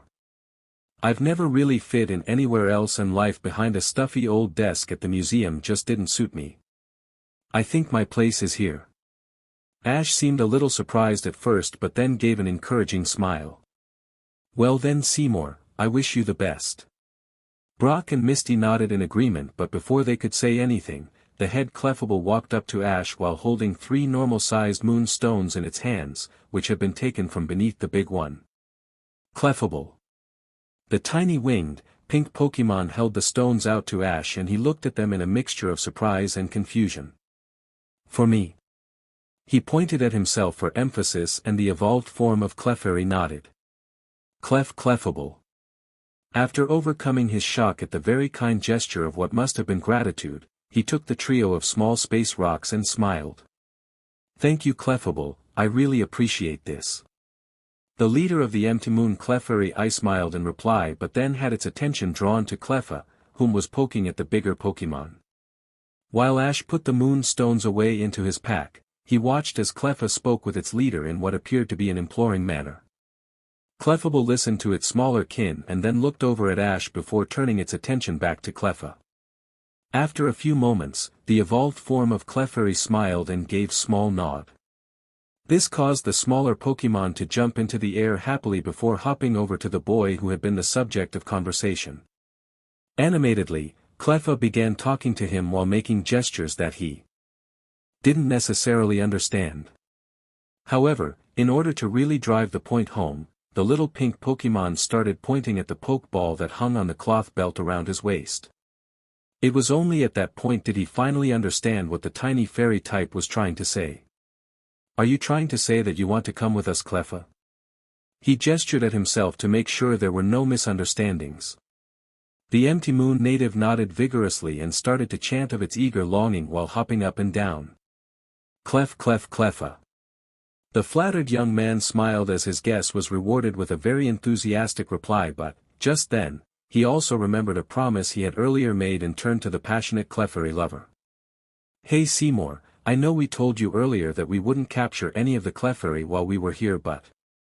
He didn't get to finish though because the eccentric scientist just held his hand up. Cleffa wants to go with you, Ash. I don't have a problem with that at all. If anyone will take care of it, I know that someone is, you my friend. The young rookie nodded in gratitude to the stubble-faced man and then reached for one of his empty Pokeball. Enlarging it, he knelt down and smiled. Alright then, Cleffa, welcome to the team. No sooner than those words were spoken and Cleffa smiled joyfully while bouncing up and down again to show its happiness. Feeling giddy at the thought of catching such a rare Pokémon, he touched the ball to its gently head and then watched as Cleffa was SCKED inside of it swiftly. From there, the ball didn't even shake once before dinging with a burst of bright stars to signify a successful capture. Looking at the ball fondly, Ash turned his attention to Pikachu and the rest of his friends while smiling with pure enthusiasm that was contagious. This is one more for the team, you guys. Pikachu cheered and jumped back onto his trainer's shoulder with an equally excitable Pika, while Brock, Misty and Seymour congratulated him on the newest addition to his ever-expanding roster. Even the other Cleffa, Clefairy and Clefable cheered for them as he let Cleffa out of the ball and held it in his arms. Smiling at his brand new Pokémon while the adorable little fairy type smiled back at him, Ash chuckled. Well, it looks like you'll be coming to see the world with us, Cleffa. Smiling, the willingly captured Pokémon waved its small arms around and cheered, Cleffa. Since it was so late by the time all of the day's events were settled, Ash and his friends decided to stay with the Clefairy and Seymour in Empty Moon. Thus, under the light of the full moon in the cavern of the Moonstone, the three young trainers slept comfortably on the ground, tucked in their sleeping bags, while all of the Clefairy evolutionary line slept around them. Seymour had already made himself at home right in the midst of the gentle-natured fairy types and slept among them like one of their own. The next morning, like an honorable procession, all of the Clefairy and Empty Moon lead Ash and his friends, with Seymour in tow, out of the mountain. Interestingly enough, they had been taken back to the tunnel with the small hole, which had served as their saving grace the day before. From there, Clefable took them down the passage that veered off to the right, which Ash had been curious about ever since seeing it. His curiosity was soon answered since the passage in question ended up taking them down several twisting turns, side chambers, and maze-like passages until they finally came to a solid rock wall. Showing that all was not always as it seemed, however, Clefable and a few other Clefairy started to wag their fingers back and forth until a blue glow surrounded the wall. Then, to the amazement of the humans watching, the seemingly impassable barrier started to shift and move to the left, revealing that it hadn't really been a wall at all but a very large boulder. When they stepped out into the new passageway beyond, their eyes were greeted to the welcoming sight of daylight shining outside of what must have been the exit of Empty Moon. Seymour seemed quite surprised as he looked around and saw that they had come out into yet another tunnel, this one bigger and less rugged looking. Moreover, the one end of the passage that led away from the exit of the mountain went straight on for some ways before veering around a corner and disappearing into darkness. Looking up, the admittedly odd scientist saw the lights that Team Rocket had strung up on the ceiling, though they were no longer active. His eyes widened a little when he saw this and he looked back at Ash and the others before commenting. "I know where we are now." The kids turned to him and he held up a finger. "This tunnel will eventually take you back to that fork where we started following Cleffa yesterday. This passage we are in now serves as the main path through the mountain. The tunnel system that the Clefairy just brought us through intersects with this one, but since the entrance to it was hidden I never knew about it." Fascinating. Ash and his friends smiled in amusement at his excitement over something so small, but Misty turned toward the light at the end of the literal tunnel. "That's great and everything, but I'm ready to get out into daylight." The others agreed, and before long, all of them were standing outside of Empty Moon on a ledge that overlooked the sprawling countryside laying before them. From the current vantage point, they could barely make out what seemed like the buildings of a town far in the distance. Brock pointed when he saw this. "See that? Those buildings in the distance are Cerulean City. We should be there by this afternoon." Misty seemed to tense up a little at the mention, but she regained control rather quickly as Ash turned back around to face the host of fairy Pokémon and Seymour. Smiling, he held his hand out to the lab coat-wearing man. "Well, Seymour, I hope you're happy here and find out as much as you can about the Moonstone." Brock gave a small chuckle. "Yeah, and if you ever actually manage to prove any of those theories and write a book about it, I'll be the first one to read it. And make sure you help look after all the Clefairy and their family," Misty added as she smiled and looked down at all of the cute little fairy types. Nodding, the odd but kind man looked fondly upon the three friends. "I will, and thank you all for everything you did in helping to run Team Rocket out of the mountain. Myself and the Pokémon who live here all owe you a very big debt, and I wish you nothing but the best on your journey." After that, Ash looked down at Cleffa, who was standing next to him. "It's time to go, Cleffa, wanna say your goodbyes?" The little pink Pokémon nodded up at him and then bounced over to start saying farewell to her kin. After a short time of sharing their final goodbyes, Cleffa went to Clefable last. The two of them spoke a few words to each other, and then afterward, the larger of the two looked at Ash. Understanding the unspoken words, he smiled and nodded. "Don't you worry, Clefable, I'll make sure to take really good care of Cleffa." The evolved form of Clefairy I smiled at him and nodded in return while Cleffa hopped back to its new trainer and up into his arms. Then, with their farewells all said, the three young travelers began walking down the slope that led to the road some ways below. A very well-maintained road that led all the way to Cerulean City and beyond. As they reached the grassy path down on the flat land, their footsteps began carrying them away from Empty Moon. Looking back, they saw Seymour and all the fairy Pokémon still standing on the ledge near the entrance to the mountain, and all of them were waving goodbye. Turning around a little bit, Ash and his friends waved back and each of them yelled a few parting words, even Pikachu and Cleffa. Bye. See ya again someday. You all take care of each other. We hope to see you again one day. Pikachu Pie Pikachu. Cleffa Clef. While all the Pokémon with him returned the favor in kind with their own chants and calls, Seymour smiled and yelled out. Goodbye my friends. Take care. Thus, with that part of their journey behind them, Ash and his friends turned their attention to the road ahead and Cerulean City in the distance. After traveling for much of the morning, the group of 3 stopped by the road at around 11 and prepared to have an early lunch. While Brock prepared food for them all and the Pokémon, Ash himself let his own out so they could have their daily training session. He did his own workout for a while, and then once he was done, the sweaty and satisfied young man walked over and sat down near their camping area. Alright Cleffa, come on over here. He called out to his newest Pokémon, whom had been watching the rest of his team train while sitting with Misty. Cleffa. Came her eager reply while bouncing over to him. Smiling at her enthusiasm, he grabbed his Pokédex from on top of his pack and then pointed it at Cleffa. A few seconds later he finished scanning the small fairy type and then listened to the readout for the information. Fortunately, since Cleffa was the pre-evolved form of Clefairy, his standard region-locked Pokédex had information on it. Though he did wish that he could at some point get an actual international Pokédex. Pokédex entry number 173. Cleffa, the star-shaped Pokémon. According to local rumors, Cleffa are often seen in places where shooting stars have fallen. Because of its unusual, star-like silhouette, people believe that it came here on a meteor. This Cleffa has the abilities, Cute Charm, Magic Guard and Friend Guard.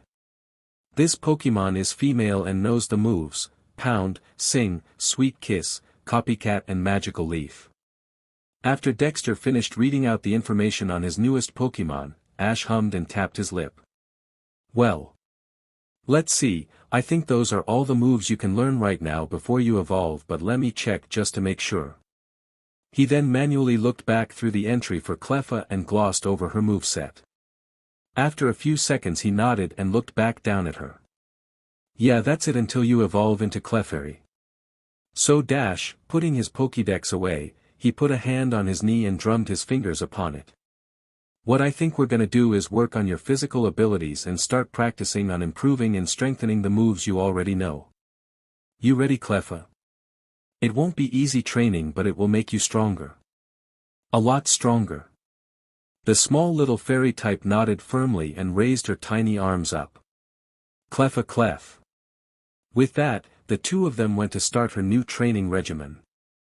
For Ash, it was a little difficult getting a system in place that would work for such a small Pokémon that had no otherwise markable talents in strength or power. From what Professor Oak had told him about Clefairy and their evolutionary line, their strengths were in evasiveness and in the special energy attacks that they could use. Namely of the psychic and fairy-type variety. While he wanted to improve upon the attributes that Cleffa could naturally become adept at, he wanted to do the same thing with her as he did all of his other Pokémon. Which was, essentially, to hone their weaknesses and turn those aspects into strengths.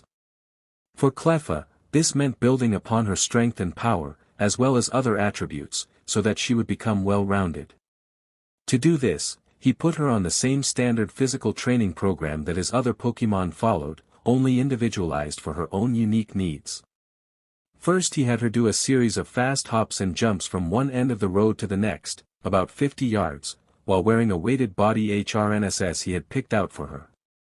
After that, she would do the same thing again, only this time she would try running on her feet, which her species were not overly skilled at. Next he had her practicing full body tackles and slams against a nearby tree. This was designed to improve upon her durability, endurance, power and strength. From there he had her try jumping as high into the air as she could while weighted down by the HRNSS. This was also designed to improve upon her explosive power, stamina and leg strength. Lastly, he had her work at sparring with Pikachu and the others so as to practice honing her moves. Since she only knew Pound, Sweet Kiss, Copycat, Sing and Magical Leaf, it wasn't too tall of an order. She was able to drill on Pound and Magical Leaf by both sparring and using targets. She would use nearby rocks and trees to do Pound on, and the same could be said with Magical Leaf. Only, to practice accuracy, Ash had her try to hit the speedy Pikachu to improve her aim. Even though Magical Leaf almost always hit its target anyway. Sweet Kiss was the same. It was a move that was easy to miss, so he had her work on using it as many times as she could to try and hit fast-moving targets like, again, Pikachu. Copycat was similarly used, albeit to somewhat humorous effect, since seeing her use moves like Thunderbolt and Quick Attack were quite interesting. This was mostly because she was unprepared for the power and force of such attacks and would lose control each time. Seeing Pikachu run from an out-of-control bolt of lightning, with wide eyes, caused Ash and his friends to enjoy a good chuckle or two. Especially when he had to pick up his tail and run on both back feet just to keep from getting his backside zapped. Admittedly, it would not have hurt him very much getting hit with an electrical attack, but regardless, the spectacle was still rather funny. Sing was the only attack Ash could see that would take Cleffa quite a bit of practice to MSTR. The only way a Pokémon could use Sing and not put everyone to sleep who heard it was to learn how to control and direct the notes that were sung. Cleffa tried it one time on Nidorino but accidentally put all of them to sleep in the process. Needless to say, when Brock woke to find his stew almost burned several minutes later, he wasn't amused. Ash had decided then and there that, in the future, he would take Cleffa away from camp with whoever her sparring buddy was so that she couldn't accidentally put anyone else to sleep while practicing. He also made a mental note to warn Professor Oak about the dangers of her practicing Sing anytime she was training at the lab. Overall, her first round of training went quite well. Though she was exhausted by the end of the hour, Ash was pleasantly surprised at the heart she showed. He would have assumed her to be naturally soft and weak because of her species, but there was more to the small star-shaped Pokémon than met the eye. She had heart and determination, and that would take her farther than natural toughness and grit ever could.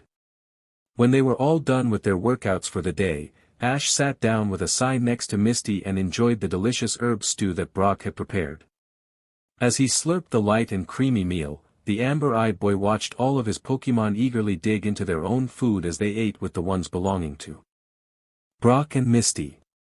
Specifically, Beedrill, Butterfree, Nidorino and Nidorina seemed to be the most famished. Not only were their bodies still adjusting to their recent evolution a day prior, but Ash had increased and adjusted the intensity of their training regimens to suit their new forms. For the Nido pair, he had simply increased the overall intensity and challenging quality of their existing routines. Outside of a few tweaks here and there, most of what they did was able to stay the same.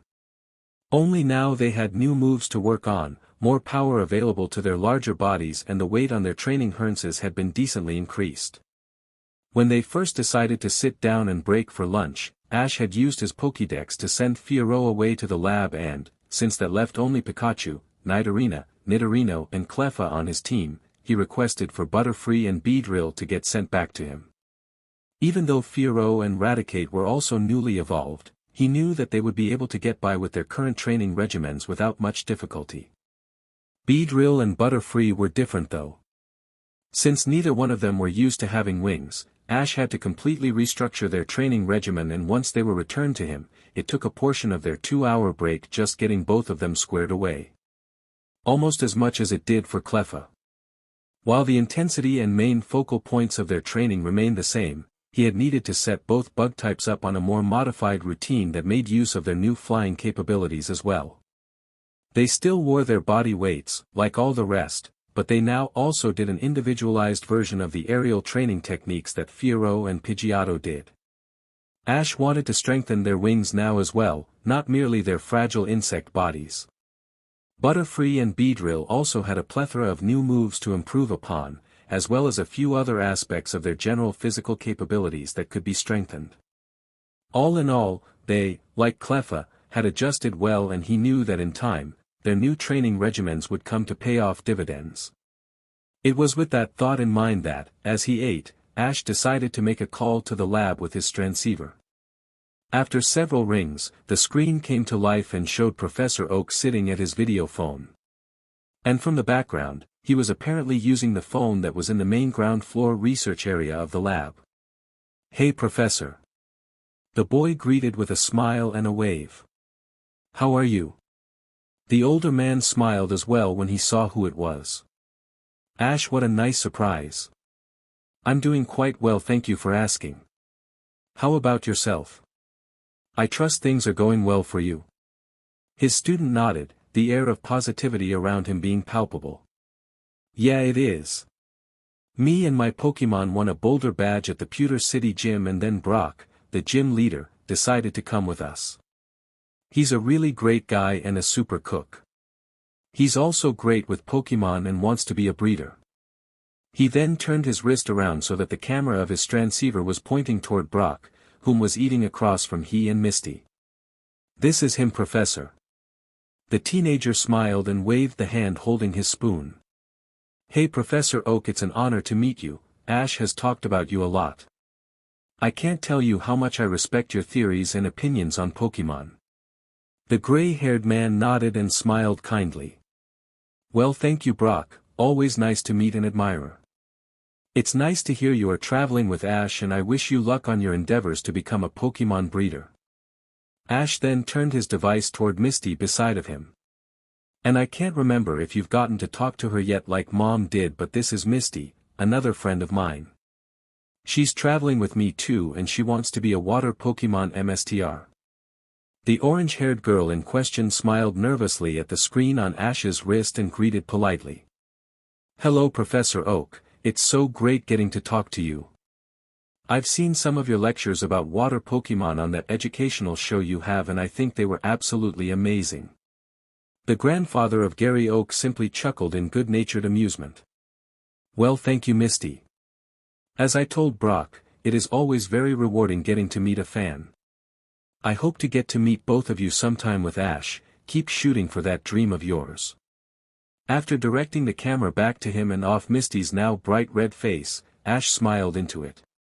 "So yeah, we just came through Empty Moon and are on our way to Cerulean City.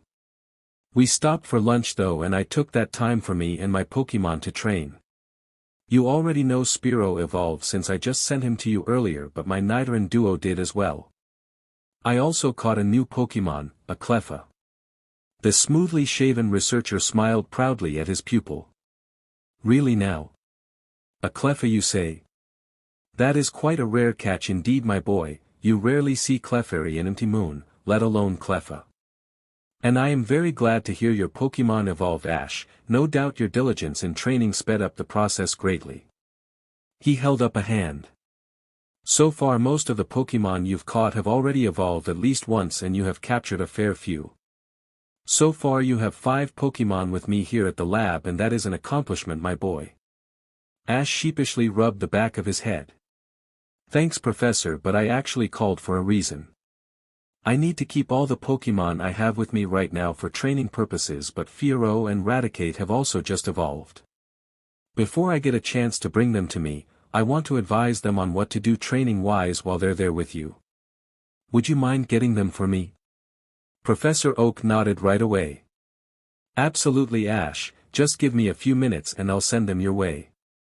Stand by." With that, he got up from his desk and left the line of sight.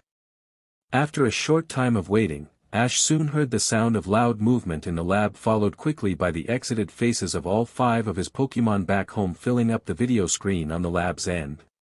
"Hey guys, how you like it back there?" he asked with a smile into the small screen on his device. "Row row. Elia rows. Mank mank. Pidge pidgeo. Rat ratiacate." That was the chorus of unique replies he received from his Pokémon, who sounded more than a little happy to see him. With greetings dispensed, he got to the heart of his call. "Hey guys, listen up, I'm gonna have to keep Beedrill, Butterfree, and Cleffa with me for a little bit so I can get them comfortable with their training regimens. Fearow and Raticate, I'd like you both to keep training as hard as you can until I can get you back here with me. I'll have to modify your own program since you just recently evolved. Fortunately, Rosalia and Pidgeotto didn't need any kind of modification to their own routines since he already had a chance to work with them after they evolved. And since Mankey hadn't evolved yet, he was also good to go. The flying and normal type both nodded to his request, and then Ash directed his attention to Pidgeotto. Since you've already evolved once, Pidgeotto, would you mind showing Fiero your own routine? It won't be like the one I'll make for him, but it'll help him get by for now. The second stage of Pidgey's evolution cooed in response. Pidge, Pidgeot Pidge. Hearing that and being pleased at his Pokemon's willingness to help one another, he looked at Raticate. And as for you, Raticate, just double up on everything you're doing and push yourself as hard as you can. Got it? Ratrithy. The evolved form of Rattata chattered back in the affirmative. A short time later, Ash ended the chat with his Pokemon and said goodbye to them and Professor Oak. After he was done with that, he took his Pokeblock case out of his backpack and then went over to his Pokemon to dispense some out to them. Since he had all the different types his Pokemon preferred stored in just the one case, only in different compartments, it made it easy to keep track of them. Brock watched him give each of the different flavored and colored edible blocks to his Pokemon and then simply had to ask. Hey Ash, how do you have those Pokeblocks with you? Did you stop somewhere and make some before we met? Like the Pewter City contest hall maybe? The black-haired boy looked back and shook his head. Nah, it's actually pretty cool, let me show you guys. He then went back over to his pack and put the Pokeblock case away before digging into the largest pocket of the backpack. After a time he pulled a small, portable berry blender out of it that was relatively compact and travel-sized. The machine was blue with 4 buttons on the front that controlled the different blend settings. A big blue one, 2 little white ones and a slightly larger green one. Below the buttons was the tray, which dispensed the finished product, and on top of the small machine was a container with a lid, where the berries were placed into. It had sharp blades attached to the bottom, which would chop up and blend the berries, and there was also a measuring line on the side that helped keep track of exact measurements for ingredients. A little hole under the cup is what the blended berries fell into to be made into actual Pokeblocks, and since it was portable, the machine didn't have any wire plug-in. My mom got this for me, Ash started to explain. It's really small so it doesn't take up a lot of room. It looks a lot different than normal berry blenders, and they even sell bigger sizes of this portable model, but Mom got me the smallest they had for travel convenience. The coolest thing is though Dash. He grinned and pointed at a small little battery pack on the side. You can run it on either battery packs or have an electric-type Pokemon charge it for you. You and Misty wouldn't know about me using it because I normally go away to use it at night once you guys are sleeping. It can be a little noisy but it doesn't take long. I'll probably just try to start using it in the early evenings when we stop for the night. Brock appeared impressed by the small machine, but Misty seemed distracted as she stared blankly into her soup bowl. Ash, seeing this, finally had enough and asked. Alright Misty, what's up? She jumped a little at his voice and looked at him. What? Did you say something? He put a hand on his knee. Come on Misty, there's something up. You keep acting strange and I know it has something to do with Cerulean City. Now spill it. Brock also looked at her intently and she finally sighed after seeing that neither one appeared to be willing to let the matter drop. Thus, with a small frown, she hung her head. Alright fine. I guess you'll both find out anyway before long. Taking a deep breath, she prepared herself and then began explaining. I actually come from Cerulean City. More than that. My family owns the Pokemon gym there. My sisters and I are actually the joint leaders. At this, her friend's eyes widened and she nodded. Yeah, I know. I'm sorry I didn't tell you before. Ash remained quiet for a time before, finally, he spoke. But I don't get it Misty, why didn't you just tell us about this earlier? Brock nodded. Yeah, did you think we were going to treat you differently or something?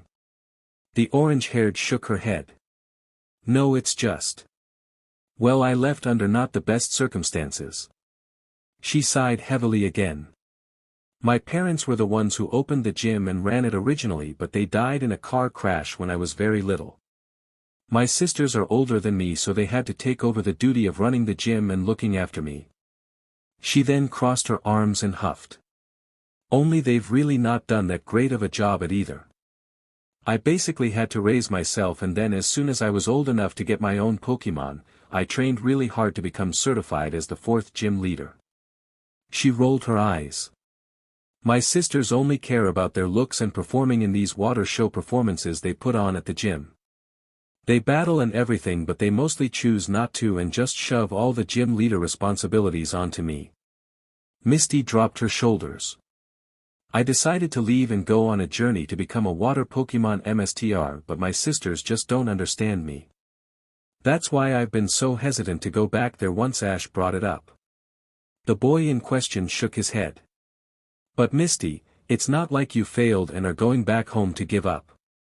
You're just gonna be going back with us long enough for me to try and win my next gym badge. Tell your sisters that if you're afraid of getting jeered or something.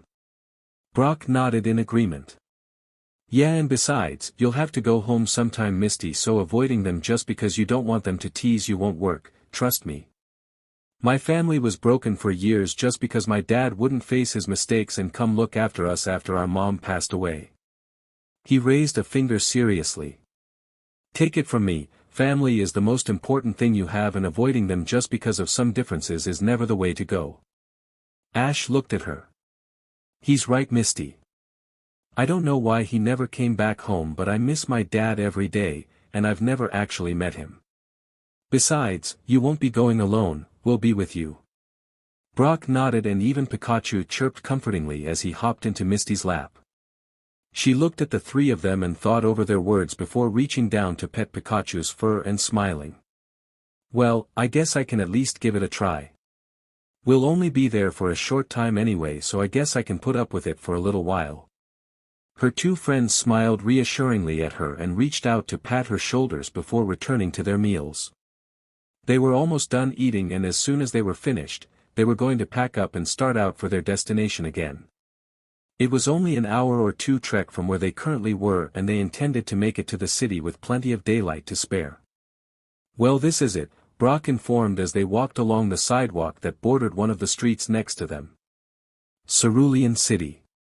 Looking around, it was evident that Cerulean was a modestly sizable city. Cars sped up and down the many different streets, the sidewalks were well trodden by respectable numbers of people, and the shops and stores scattered about the city were rather numerous. It wasn't nearly as large as metropolitan cities like Celadon or Saffron, but it was still reasonably grown up. The city itself was bordered by a large mountain range on one end of it, similar to the Empty Moon mountain range they had just come from, and sprawling forests on another. There was also one area in particular, visible from where they had entered the city, that appeared to have a flowing body of water running through it. The relatively sizable channel in question did not go through the actual city but flowed outside of it, even beyond the housing suburbs.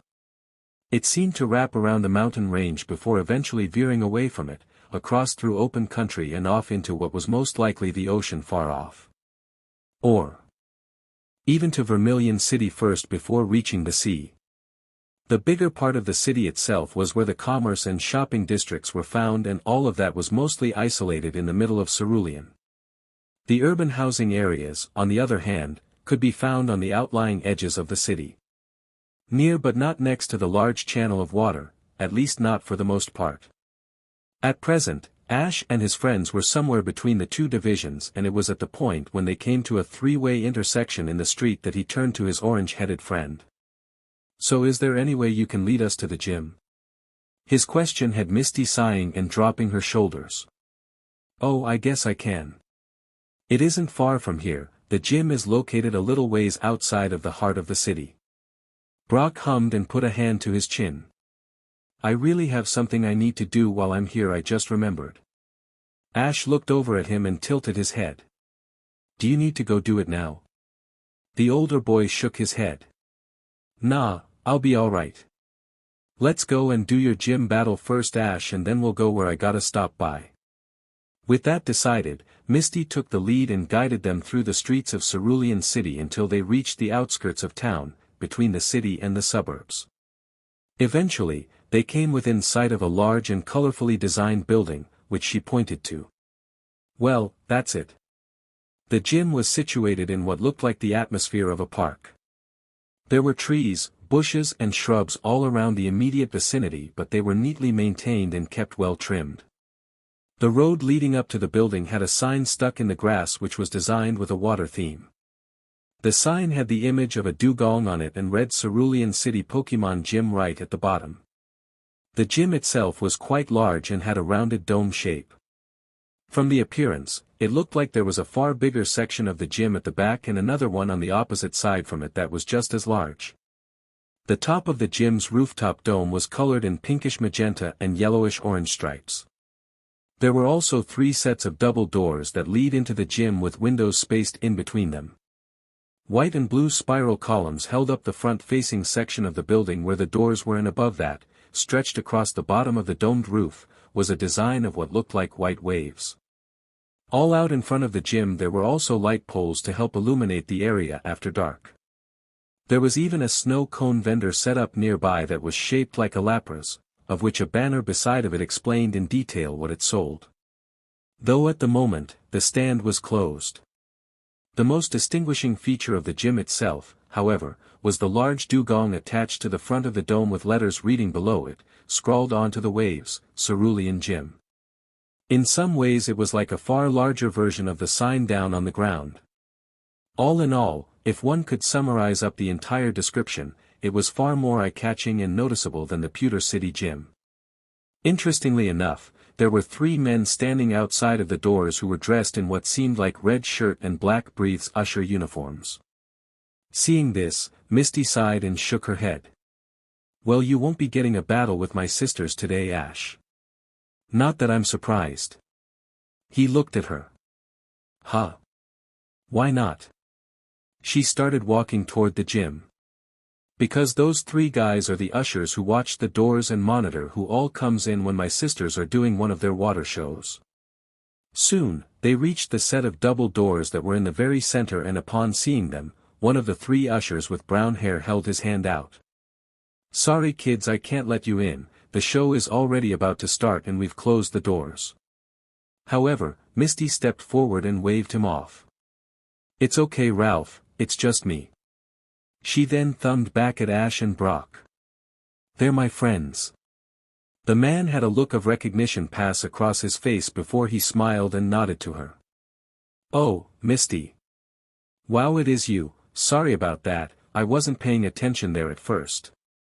Since it's you, of course, please go right on in, it is your gym after all. He then stepped aside and opened the left door for them. Smiling, she nodded to him in gratitude and then walked inside with her friends following. As soon as they stepped into the building, Ash looked around and saw that they were in a large lobby now. While not full of people at the present moment, it was quite clear that the area was more than large enough to hold a sizable crowd of people when they were either coming into the gym or leaving. The walls were all painted a faint vanilla cream on the bottom and light blue on the top, with water-themed designs painted into the middle between both color schemes. There were a few different sitting areas off to the opposite sides of the lobby, and the furniture mostly comprised of chairs, sofas, and a few 2-seaters. Pictures and paintings of various designs, mostly water-themed and of aquatic Pokémon, also hung from the walls. There were coffee tables set up in the middle of the sitting areas and smaller tables on the sides of the sofas. Magazines lay neatly placed on the tables, and there were even a few vending machines on one wall. Altogether there were 3 lounge areas, 2 to the left of the lobby and 1 to the right. Each one had its own wall-mounted TV.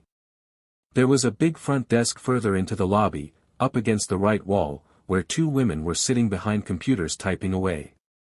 Beyond the desk was a set of large double doors, and in front of it was a single door with the symbol for a janitor's closet next to it. Also, right next to the front desk was a big open archway that led into a huge hallway beyond. Walking up to the front desk, Misty addressed the woman sitting closest to them. Hey Janice, are my sisters going on yet? The red-bloused, purple bun-haired woman looked up from her computer and saw the younger girl standing there. Smiling, she greeted kindly. Hello Misty, nice to see you back. And no, not yet. She turned and looked at the wall clock behind her. The stands just filled up with people who took their seats only a few minutes ago. Your sisters should be going on before too long. Well, we're gonna go ahead and head in so I can let my friends see what it's like, Misty informed as she went to step away from the counter. Alright, well, it's nice to see you back, Misty, and have a good day. The woman wished as she went back to her work on the computer. After that, Misty led Ash and Brock through the archway and into the long hall next to the front desk. The hallway was long and on both sides were wall-length aquariums extending down the entire stretch of the long hall. There were lights lining the ceiling, the walls that the aquariums were set into were yellow and the floors were made of finely polished black marble. Looking at the aquariums, Ash saw that they had many different types of water Pokémon in them. Goldeen, Sea King, Horsia, Magikarp, Shelder, Cloyster and several others. The theme itself depicted a very detailed and eye-catching scene of life under the sea. Complete with underwater rocks, seaweed, coral and other natural aquatic foliage that grew and could be found beneath the waves of the world. Wow, that's a lot of Pokémon, Ash commented as he looked at the aquariums. Yeah, are these Pokémon all the ones you use in gym matches? Brock asked. She shook her head. No, those are all Pokémon we just take care of for the aquariums, some being rescues that were brought to live here. They aren't trained to battle though, they're only for the attraction when people come to see the water shows. Me and my sisters have our own Pokémon that we use to battle and work with. They eventually reached the end of the hallway and came to a large glass door that was opaque so nothing could be seen beyond it. There was a keypad next to the door and Misty input what must have been the unlock code. The door slid open and after she led them inside, Ash and Brock saw a small-sized stadium laid out before them, which was currently packed full of people. There was a huge pool in the middle of the arena with an exceedingly tall diving board at the far end. On both sides of the stadium there were rows upon rows of bleachers and seats that the large crowd of people were filling. At the far end of the arena the wall was painted with big designs of water Pokémon, like Seadra, and the pool itself was raised high above ground, almost as if it were a gigantic aquarium. Indeed, the four walls of the pool were clear glass, which allowed everyone to see inside at the sea-themed atmosphere that the bottom was decorated to resemble. There were even a few water-type Pokémon at the bottom of the tank. Come on guys, Misty gestured for her friends to follow her. We can watch from up in the stands over here. She then led them across the small stadium and up to a section of the bleachers that had a few empty spaces. After climbing up into the box and taking their seats, the lights in the room grew dim and a deep male voice spoke from over the intercom system. Ladies and gentlemen, we want to welcome you to the Cerulean City Water Show Arena. Tonight's show is brought to you courtesy of 3 of the city's finest and most talented young women. They are not only aquatic performers but also the leaders of this very same gym. Please give a round of applause for the appealing, the graceful and the ravishing Sensational Sisters. A spotlight suddenly shone atop the diving board high above the pool and when it did, 3 young women were now standing on its surface. The first one had long, slightly curly blonde hair with a pink daisy flower in it and was wearing a short, frilly red swimsuit, which looked more like a nightgown, and stopped at the top of her thighs. The second girl had long violet hair of a similar style and her outfit was the same, only in green. Lastly, the final sister had long, reddish-pink hair that came down in 2 strips beside her face and was wearing a burnt orange swimsuit with a blue ribbon on the chest.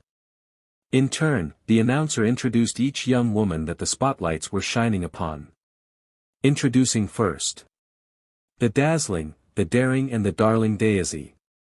The leggy blonde on the diving board smiled and waved to all the cheering people while the announcer spoke again. Next up. The vivacious, vexing, vixen Violette. The blue-haired beauty next to Daisy stepped forward to wave at the crowd as well while the redhead on the other side enjoyed her own introduction. Last but certainly not least. The lively, lustrous and lovely Lithiele. As the final young woman stepped forward to bask in the crowd's adoration, Misty crossed her arms and rolled her eyes. Ash saw this, but he didn't have time to ask about it since the three female aquatic performers suddenly jumped from the diving board and down into the pool with perfect timing and flawless swan dives. Seconds later they re-emerged from the clear water, but did so with a pose that had their arms extended straight into the air. Then, after performing a few lithe and graceful movements above water, the three of them dove down and demonstrated impressive underwater mobility by kicking their legs straight up out of the water. The crowd watched in enraptured fascination as the Sensational Sisters kicked their legs in time with one another, moving them through a variety of different positions before dipping gracefully under the water again. The melodious ballet music playing over the loudspeakers in the arena filled the air and gave ambience to the atmosphere as Daisy, Lily, and Violet clipped underwater breathers to their mouths and then swam down to join the Pokémon that were closer to the bottom. Daisy went up to a seal, Lily chose a cloister and Violet selected a tentacruel. Then, in a routine that had clearly been practiced with the three water types, Misty's sisters began performing a whole new routine that involved moving in time with the Pokémon they were holding onto. Around and around the massive underwater tank they swam, gracefully moving, spinning, turning and shadowing their Pokémon partners as they went from one side of the pool to the other. At certain points, they would even stop and call out attacks from the Pokémon, which was executed to stunning effect for the pleasure of the viewing audience. Daisy called out for Seal to use Aurora Beam and Violet had Tentacruel use Aqua Ring so as to make a circular target for the multicolored beam to pass through. Likewise, Lily had Cloyster use Spike Cannon to create a dazzling underwater twister of glowing spikes around her as she spun and pirouetted in place without a single one touching her. This, quite naturally, had the crowd applauding uproariously. "Wow, your sisters are awesome, Misty!"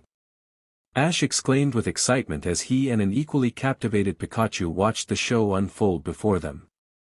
Brock, who was mysteriously red-faced and nearly seemed to be drooling at the mouth, nodded rapidly. Yeah, they're awesome. Totally awesome sisters." The orange-haired girl crossed her arms and shrugged. Well, they're annoying as heck to me, but a small smile came over her lips. "I'll give them credit for one thing, they are good at putting on their shows. Lazy at everything else but good at these." For the next several minutes they watched her sisters continue to dance and swim through the translucent pool in perfect time with the music and with their Pokémon. This, however, made Ash curious and he leaned over to ask just as Daisy, on Seal, swam through a circuit of rings that Violet's Tentacruel had created using Aqua Ring. All while Cloyster and Lily spun together like a top, she standing upon the former. "How do your sisters hear the music underwater?" His question prompted Misty to reply while pointing. "They wear waterproof earpieces that allows them to hear it." He nodded in understanding just as the CLMX of the show arrived. The trio of Pokémon took off rocketing up to the surface, and as soon as they broke the plane, all three girls riding them were launched skyward into the air. However, in perfect timing and sync, they clasped their hands together and then fell back to the water while spinning in circles, like a flower petal tossed by the wind.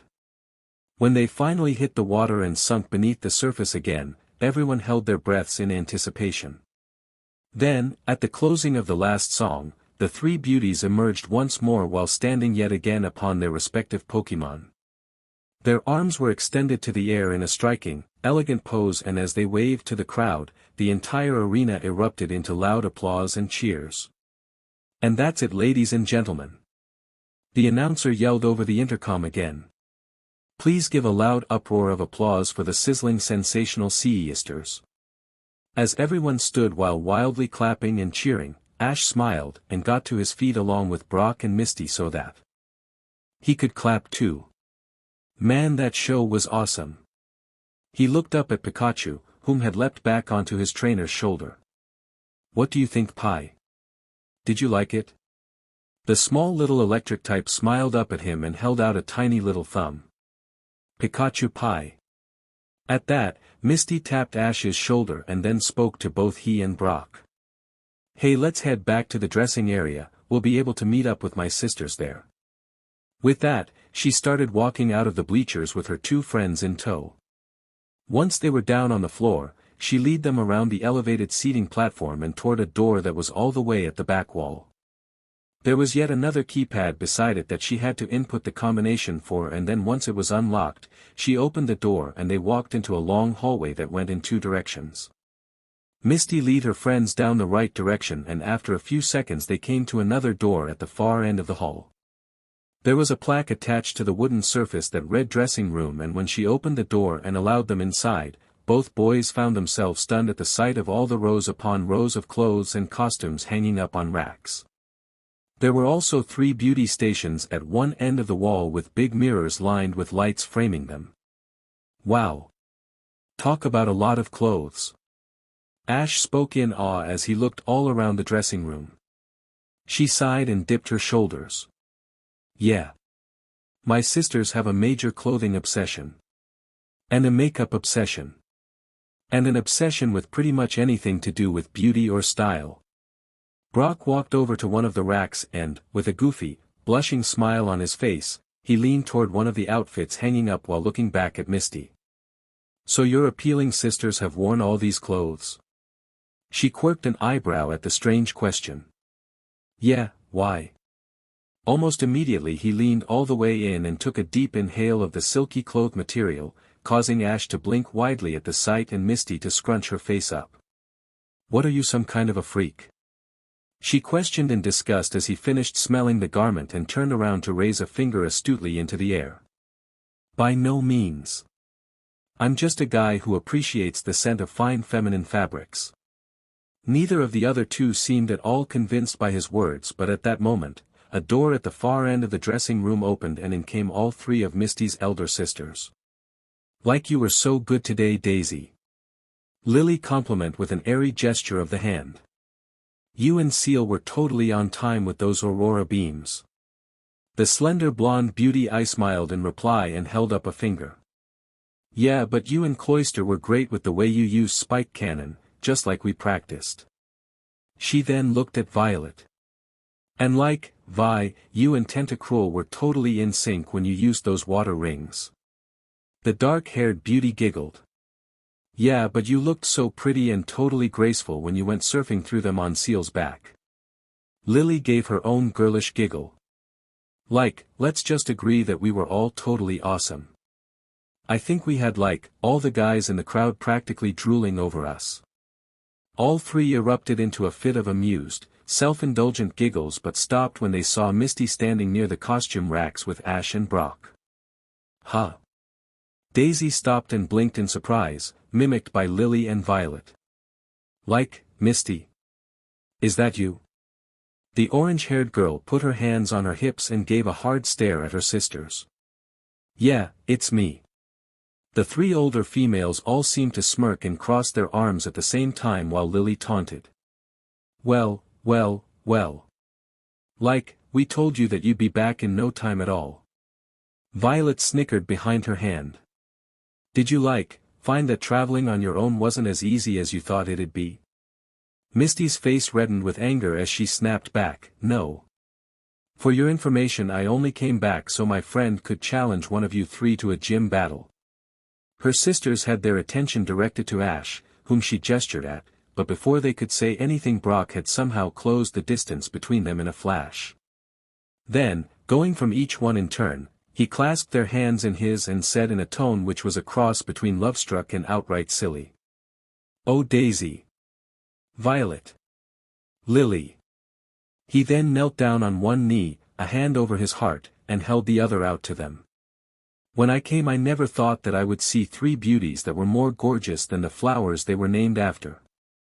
Now faced before me is the impossible choice of picking between which of you I should make my own when all 3 of you have already stolen my heart. The 3 different hair-colored women just stared down at him and blinked several times while Ash and Misty sweat dropped at their friend's unexpectedly untoward actions. Even Pikachu appeared confused and perhaps even a little disturbed at what he was seeing.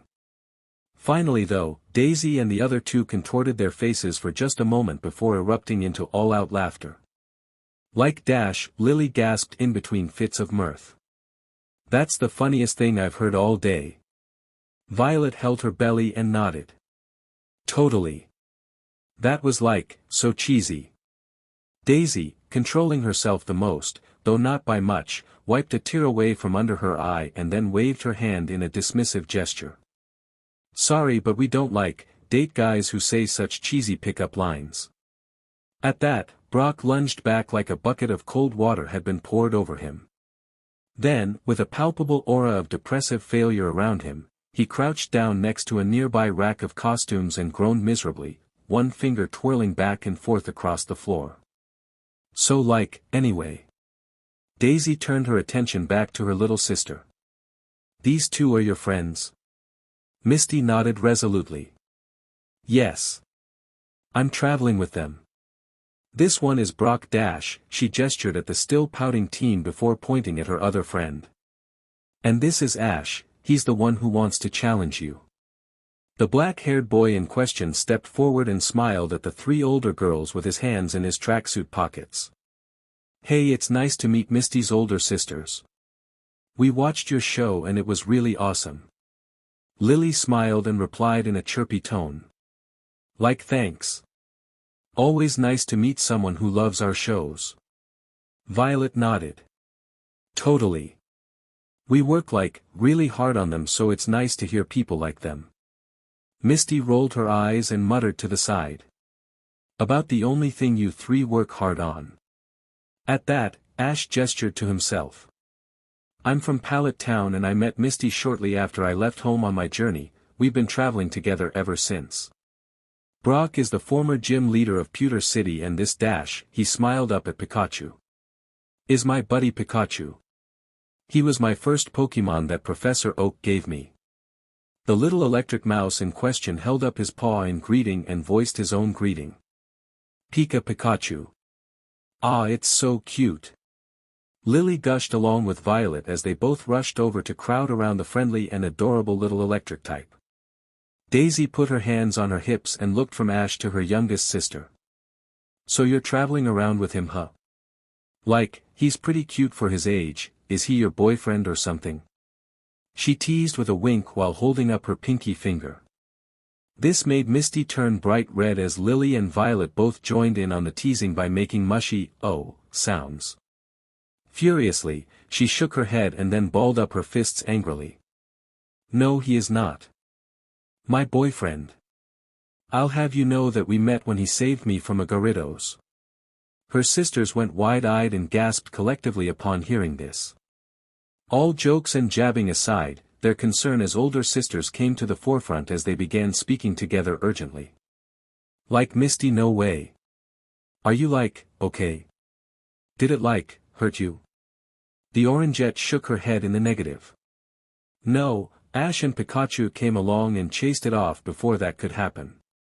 She then grumbled in a low mixture of irritation and shame. But it did destroy my bike. To her surprise, when her sisters reacted, it wasn't how she expected. Well, who cares about that? Violet spoke as if it were the most obvious thing in the world. Yeah, that doesn't mean anything compared to what could have happened to you, Misty. Lily agreed. Daisy stepped forward and looked down at her sister. Look, Misty, for all the annoying, bratty and irritating things about you, you're still our baby sister. A bike is so totally replaceable, you're not. I mean duh. Misty's head whipped up and she looked at her vain, fashion-loving sisters in shock. While said in their own maddeningly grating verbal tick, they were nonetheless showing genuine concern for her well-being, and that did touch her. With a small smile, she replied in less of an aggressive tone. Well. Thanks you three, for understanding. That means a lot to me. At that, Daisy turned to Ash and crossed her arms under her bust. And Ash, I just really want to thank you for saving our little sister. Seriously. Violet and Lily nodded quickly in agreement as the blonde gestured at their youngest sister. I mean when Misty went running off yelling about becoming a water Pokemon MSTR, we were so totally worried about her. I mean, from traveling with her for just a short time that she's just totally helpless. The fluffy moment was gone and the anger returned as Misty shot back. Hey. Though she was unable to get anything else out as Daisy went on. But hearing how you and your super brave Pikachu here took on a Gyarados to save her. She reached out and rubbed Pikachu between the ears, which made him give a happy chirp in reply. Well, that's just awesome and so incredibly heroic. Violet and Lily both nodded again. Totally. Daisy then held up her finger. Listen. For helping look after our baby sister, I'd totally have a battle with you, but the thing is. She smiled apologetically. We've been up since really early this morning preparing for today's show. Violet sighed. Yeah, I mean, it may be hard to believe, but it takes a while to look this so totally appealing. Lily gestured at the swimsuit she was still wearing. And to rehearse our routine a time or two with the Pokémon. It's like a major drag on time. Daisy finished. So you see, we're really kind of tired right now. If you'd be interested, how would you feel about, having our battle tomorrow? Violet smiled and thumbed at herself. Yeah, and then you can pick which one of us you want to battle. Ash looked between them for a moment before shrugging. Sure, I don't see why not. I want to have a good battle anyway, and I know you can't do that tired. He then looked back at Misty and Brock, who had since stopped pouting and rejoined them. Got any ideas what we can do here until tomorrow though? Lily spoke up with a smile. Hey, I know. Why don't you guys visit the Cape? He looked back at her and questioned. The Cape? Violet nodded. Yeah. The Cerulean Cape. It's this super nice, really romantic spot to the north of the city. It meets at a point where the Cerulean River flows around the Cerulean Mountain and down south to Vermilion Bay before meeting the ocean. Daisy clasped her hands together and sighed. The Cape has a really nice little restaurant with totally delicious food and the most awesome gift shop. Lily chimed in eagerly. Oh, and the outdoor seating area is at a high enough elevation that you can see almost all of Cerulean City and even off in the distance toward Vermilion. Misty turned to her friend and smiled. There's also the Battle Bridge, which you'd probably like, Ash. It's the bridge that leads from the outskirts of town and across the river up to the Cape. It's well known for Pokémon trainers meeting up there to battle on it. The black-haired boy shrugged. Why not? We can't battle until tomorrow, so let's go sightseeing. If we can get a little practice at this bridge, all the better. Daisy interjected the conversation at that point. And hey, once you guys are done, you can come back here and stay for the night. Feel free. Ash looked at her and nodded. Thanks, Daisy, I appreciate that. He then held up a hand and asked a question that had been on his mind. Oh, and out of curiosity, those Pokémon you performed with earlier, do you battle with them too? The dirty blonde-haired beauty shrugged. Well, I do with my Seal, but Lils and Vi don't. Violet put her hands on her hips. Yeah, Tentacruel is only trained to perform in the shows, not battle. Lily then chimed in after her. Same deal with Cloyster. Daisy finished the explanation for her sisters by saying, we've got a few Pokémon we perform shows with, but they aren't trained to battle. Seal is the only exception, he can do both. We have other Pokémon we've trained to just do gym battling. Lily smiled and made an offhand hand gesture. When we do gym battles, we usually either let the challenger pick which of us they want to battle, or we, choose among ourselves if they don't care. If all three of us are here and stuff at the same time, of course. Violet crossed her arms under her bust. Since we're so close and have raised our Pokémon that we battle with together, they'll listen to any of the three of us. So if the battle is a 2 or 3 on 3, we'll just lend our Pokémon to whichever of us are battling. Easy. Daisy nodded. We've got a couple of Pokémon that we do our water shows with, but only one apiece that we battle with. Which is why we share and stuff. While he found it exceedingly odd that the three appealing young women didn't just train more of their Pokémon to battle instead of sharing with each other, Ash felt it best not to say anything as he turned back to his friends and asked. So anyway, you guys want to head to the Cape then? Sure. It's been a while since I've been there, Misty agreed. Fine by me, a rather rapidly rebounded Brock spoke. Which had his friends raising their eyebrows at his speedy emotional recovery from such a harsh rejection. I can do what I need to do any time while we're here. Ash looked up at Pikachu on his shoulder and smirked. You ready to go get a little battle practice in, buddy? The small but spunky electric type held up his fist and nodded eagerly. Pika. Pikachu Pie. Shortly after leaving the city proper behind, Ash and his friends found themselves trekking into the outskirts of Cerulean. The walk from the gym to where they were now only took about 15 minutes, and at present, the busy city streets had been traded in for quiet, rural terrain. As they walked along the road that was gradually taking them northward to the Cape, Ash spotted something ahead and pointed. Hey, is that the bridge, Misty? Looking into the near distance, she saw that he was pointing to a long, high and well-built bridge which was stretching out over a wide, deep and slow-moving river. Yep. She nodded in confirmation. That's the battle bridge. Soon enough they came upon the entrance to the bridge, but almost immediately, they were approached by a young kid who was wearing a green and white shirt, an identical sun hat, blue shorts and green sneakers. He also had a red pouch strapped to the back of his shorts and a bug-catching net attached to his back. Hey, you there! The kid called out while pointing. Are any one of you three a Pokémon trainer? Ash and the other two looked among each other, but he was the one who answered. I am, my name's Ash. Why? The boy smirked and pulled a Pokeball out from his shorts. Well, this is the battle bridge and trainers love to come out here to challenge each other. You had to have known about that, right? He thumbed over his shoulder at the long bridge, which had a few people standing on it, stretching all the way to the end. Since the bridge was so wide, long and sturdy looking, it provided enough room and fortitude for a Pokémon battle. Though at present, no one was battling. This is the way it usually works, the kid explained. A bunch of us meet up on the bridge and whoever is at the start of it challenges any trainer that comes along. If they win, we send them farther up the bridge until they make it to the other side. Easy and simple. You don't gotta battle if you're just heading to the Cape, but regardless, he swiped under his nose. Heh, it makes great practice. Ash looked out onto the bridge. How many trainers are here today? The boy put a hand on his hip. Including me, 5. My name is Kale and I love catching bug types. So what do you say, wanna do it? Ash gave a small smirk himself and nodded.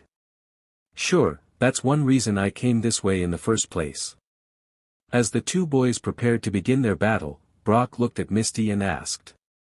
I'm surprised the city allowed the only bridge connecting it to the Cape to be turned into a battleground for trainers. She shrugged. There's another road to the Cape and it's used by people who either aren't trainers or the ones who aren't worried about battling. I could have taken us that way, but I figured Ash would want to battle. A short time later, the pallet trainer in question and Kale were facing off on opposite sides of the grass, just outside of the bridge. Brock was acting as referee, and having decided who would go first, Kale enlarged the Pokeball he held in his hand. All right. Smiling, he reared back. Let's do this. Go Venonat. As the ball burst open and the small purple and red-eyed insect appeared on the bright green grass, Ash smirked. All right, let's fight fire with fire here. Pulling and enlarging a Pokeball of his own from his belt, the boy tossed it skyward and it snapped open to release none other than Butterfree from within its pocket dimensional confines. Free. Free free. Looking graceful and ready for action, the flying bug type fluttered down and stood on the ground, prepared and waiting for his trainer's command to battle. Let this one-on-one Pokémon match begin. Brock announced as he lifted both arms up. Come on Venonat. Kale started off quickly. Let's get an easy win here over that Butterfree. Use Psybeam. As the two beams of Psychic-type energy came shooting from Venonat's eyes toward the grounded Butterfree, Ash simply crossed his arms and remained calm. Butterfree, you know what I've been training you to do since you were a Caterpie. Butterfree nodded but remained still right up until the twin beams of psychic energy were upon it. Then, in an impressive display of speed and agility, he took to the air and flew off to the side and away from danger. As Venonet's attack failed and missed its mark by a long shot, Kale blinked at the speed Butterfree displayed before shaking his head and pointing. "That's okay, use Psybeam again until you hit it." The land-bound bug type started to use a continuous wave of Psybeam attacks on Butterfree, but Ash's Pokémon proved quickly that he was far faster and marginally more agile than anticipated. This was proven in the way that he was able to rapidly flit this way and that across the sky to avoid, with ease, each psychic beam that came his way. After several bursts of the brightly colored energy had been fired, to no avail, Kale became frustrated. "Let's slow that Butterfree down. Use confusion." However, just before the pre-evolved form of Venomoth could do as it had been commanded, Ash finally spoke. "Butterfree, use whirlwind." Stopping in mid-flight, Butterfree began flapping his wings at a rapid speed and quickly churned up a powerful gust of wind that blew through the area and headed straight for Venonat. The windy gale proved too powerful and thus, Kale's Pokémon was sent flying off of its feet and back through the air some distance. Before it could land though, Butterfree took off like a streak and closed the gap between them in mere seconds. Without Ash needing to give a single command, he swiftly smashed himself into Venonat while it was in the air with a hard, solid tackle. This sent the purple-furred insect soaring even farther and higher into the air while Kale yelled after it, "Venonat." Ash kept their momentum going by calling out, "Butterfree, get up above it and then use Gust. Free." Demonstrating an impressive grasp on his ability of flight so soon after evolving, Butterfree shot up into the air like he was really a bird and not an insect. Getting ahead of Venonat's ascent rather quickly, Butterfree turned himself downward and started flapping his wings again. This time the action whipped up an actual gust of wind that abruptly halted Venonat's upward ascent and reversed it into a rapid downward one. At speeds far faster than it had went up, the airborne bug type flew straight down toward the earth and slammed into the ground with enough force that a cloud of dust was sent up like a plume. Butterfree flew back down and hovered in front of Ash while the dust cleared and revealed Venonat to be laying in the grass with swirls in its eyes. Kale stared, mouth agape, while Brock raised his arm and pointed. "Venonat is unable to battle. The victory for this match goes to Ash and Butterfree." As his Pokémon flew over to him, Ash smiled and congratulated Butterfree, along with Pikachu, while Kale returned his defeated Pokémon and walked up to his victorious opponent. "That was a great battle, Ash," he complimented with a smile. "You two were totally in sync." The bug catcher looked at the flying insect now perched on Ash's shoulder and nodded appraisingly. "I've never seen a Butterfree as strong as yours before, you must have been training with it for a long time. Me and Venonat have been together for a while but you two beat us in no time." "Well, actually." The messy-haired boy looked up at his fully evolved Pokémon and smiled. "We haven't been together too terribly long. And Butterfree just evolved yesterday in Empty Moon. We just trained hard and I spent a while this morning making sure he knew how to properly use his new wings." The other boy adopted an expression that showed his surprise. "Are you serious? Wow, you must train your Pokémon really hard if that's the case. Well then." He pointed toward the bridge. "Go on ahead, Ash. There are 4 other trainers waiting to challenge you. Good luck." After saying his parting farewell with the bug-type enthusiast, Ash and his friends finally made their way out onto the bridge and prepared to take on the challenges that awaited. Over the course of half an hour, Ash systematically took on and defeated all 4 trainers that were on Battle Bridge. In order, there had been Ollie, a schoolgirl wearing a white blouse and green skirt who battled with a Psyduck. He fought with Beedrill and, since the evolved bug type possessed an aggressive nature and impressive attack power, especially now, he was able to handily defeat the more placid water type. The next opponent was a young boy named Timmy, who dressed in a white and yellow shirt, tan shorts and a blue cap which was turned around backwards. He had a Sandshrew that Ash took on with Nidorino. While Sandshrew had been a harder opponent than Venonat or Psyduck, mostly because of its penchant to continuously use defense curl and roll away. Nidorino possessed greater attack power and brute force, which usually turned out to be an advantage Ash's Pokémon nearly always enjoyed due to their training routines. Because of this, the battle had only lasted a short 2 minutes by Brock's time. Afterward, Ash faced another schoolgirl who was dressed in a similar manner as Ollie. Her name was Relly and apparently, both brunettes were sisters. She battled with, of all things, a Meowth. Ash had decided to go with Nidorina and the choice proved wise since the battle ended up being incredibly short and uneventful. Relly's Meowth was somewhat quick but it lacked attack power and it had absolutely no defense. Therefore, Nidorina, whom possessed adequate levels of all three, had been able to easily clinch the victory. The last trainer was a boy named Kevin, who was camping in the area. He wore an all-green outfit, complete with hat, along with long black socks and shoes. His Pokémon had been a Growlithe. The last match would have been more exciting potentially, had Ash used a different Pokémon, but as it was, he went with Pikachu. The unequaled speed, surprising attack force and crippling electrical power he wielded enabled him to easily defeat the puppy Pokémon. To be more accurate, Growlithe had barely been able to use a growl attack, followed by Ember, before Pikachu confused it into dizziness with agility.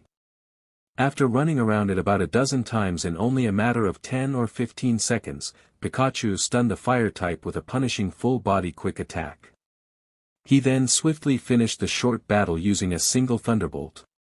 Suffice to say, by the time they finally reached the end of the battle bridge, none of Ash's team were the least bit exhausted, let alone hurt or injured. That was a fortunate thing though since they had only been walking on the road leading from the bridge for a short time before a man wearing a long black trench coat, dark breathes and a hat stepped out from behind a tree and stood in their way. "So you made it across the bridge, eh?" The mysterious stranger spoke in a smooth, deep tone. His appearance and unusual demeanor made all three of them cautious as Ash replied carefully. "Yeah, so. Can we help you?" He ended that question on more of a statement than anything since something about the man struck him as odd. The stranger smirked. "Yeah, I've got an offer for you. How you'd like to be rich?" The three kids looked at one another and shared an equally disbelieving glance before Ash looked back at the probable conman and replied. "Rich how?" Smirking still, he reached into his trench coat and then pulled out, from an inner pocket, a small golden rock that was totally smooth and spherical. "I'm talking about this. It's called a nugget and it can be yours for the small price of only 1,000 credits. This baby will sell in return for a couple million." This only further cemented the doubt in their minds and solidified that the man before them was most likely a shady dealer. Nonetheless, they all played along for curiosity's sake if nothing else. "Oh yeah?" Misty questioned. "If that's true then why are you selling them so cheap?" The man looked her way. "Simple little lady. I've recently come into some good fortune and found these things in abundance in a secret location. Only a few set me up for life and now I'm trying to share the wealth so to speak. Well. For a price that is." He then tossed it into the air before catching it again. "So, what do you say? Interested?" Ash stepped forward. "Maybe. Can I take a look first?" The man held the hand out that was holding the nugget and Ash leaned forward to get a closer look. Pikachu, at the same time, also did the same from his trainer's shoulder but he sniffed the golden rock. After a few inhales something offensive assaulted the electric mouse's sensitive nose and he pulled his head back with a jerk, shaking it and vocalizing his displeasure. "Payika." Immediately following that, he spun around on Ash's shoulder with his tail now glowing like steel and scraped it across the rock's surface. This caused a small scratch to go straight through the nugget and reveal what looked like silver underneath of it. The man stumbled back when this happened and jostled to keep hold of the fake golden rock while Misty pointed. "Aha! I knew it. That isn't a real gold nugget. That's just a normal old silver rock that's been gold-plated." Ash narrowed his eyes at the man. "Alright, just who are you?" Some loser trying to pawn off fake CRP onto gullible travelers. Knowing he was caught, the shady con growled and stepped a few paces back while tossing the rock to the ground. Blasted kids. He then removed his trench coat and threw it away, revealing that underneath he was wearing the same Team Rocket uniform that the ones in Empty Moon had worn. Team Rocket. All three kids gasped together at the surprising revelation. The man, now sneering at them, laughed villainously and reached onto his belt where a few Pokeball were clipped. You might have caught my nugget scheme, but Team Rocket will still have your Pokemon as a consolation prize. He then enlarged and threw both ball, releasing from them a Zubat and a Coughing. Now why don't you just hand them over, or I'll have to take them. He cackled again and crossed his arms. Ash looked at Pikachu and nodded as the small electric type leapt down from his shoulder and sparked his cheeks. Actually, I'll give you a chance to walk away now before it gets nasty. The grunt made a snorting sound of derision and carelessly refused the warning. Stupid kid, you'll see what happens when you try to stand against Team Rocket. He then commanded his Pokemon to attack, but just as Zubat and Coughing prepared to strike, Ash commanded his Pokemon. Pikachu use a high-voltage thunderbolt. In only seconds, the Pallet Native starter sparked his cheeks and glowed yellow for just the briefest of moments before unleashing a strong bolt of thunder that struck not only the grunt's Pokemon but the man himself.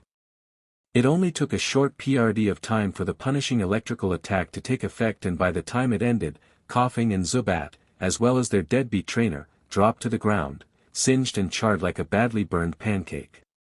Good job, Pi, Ash complimented as his first partner gave a self-satisfied smirk at the look of the comically twitching and drooling rocket grunt laying sprawled on the ground. Looks like you weren't so tough after all, JRK.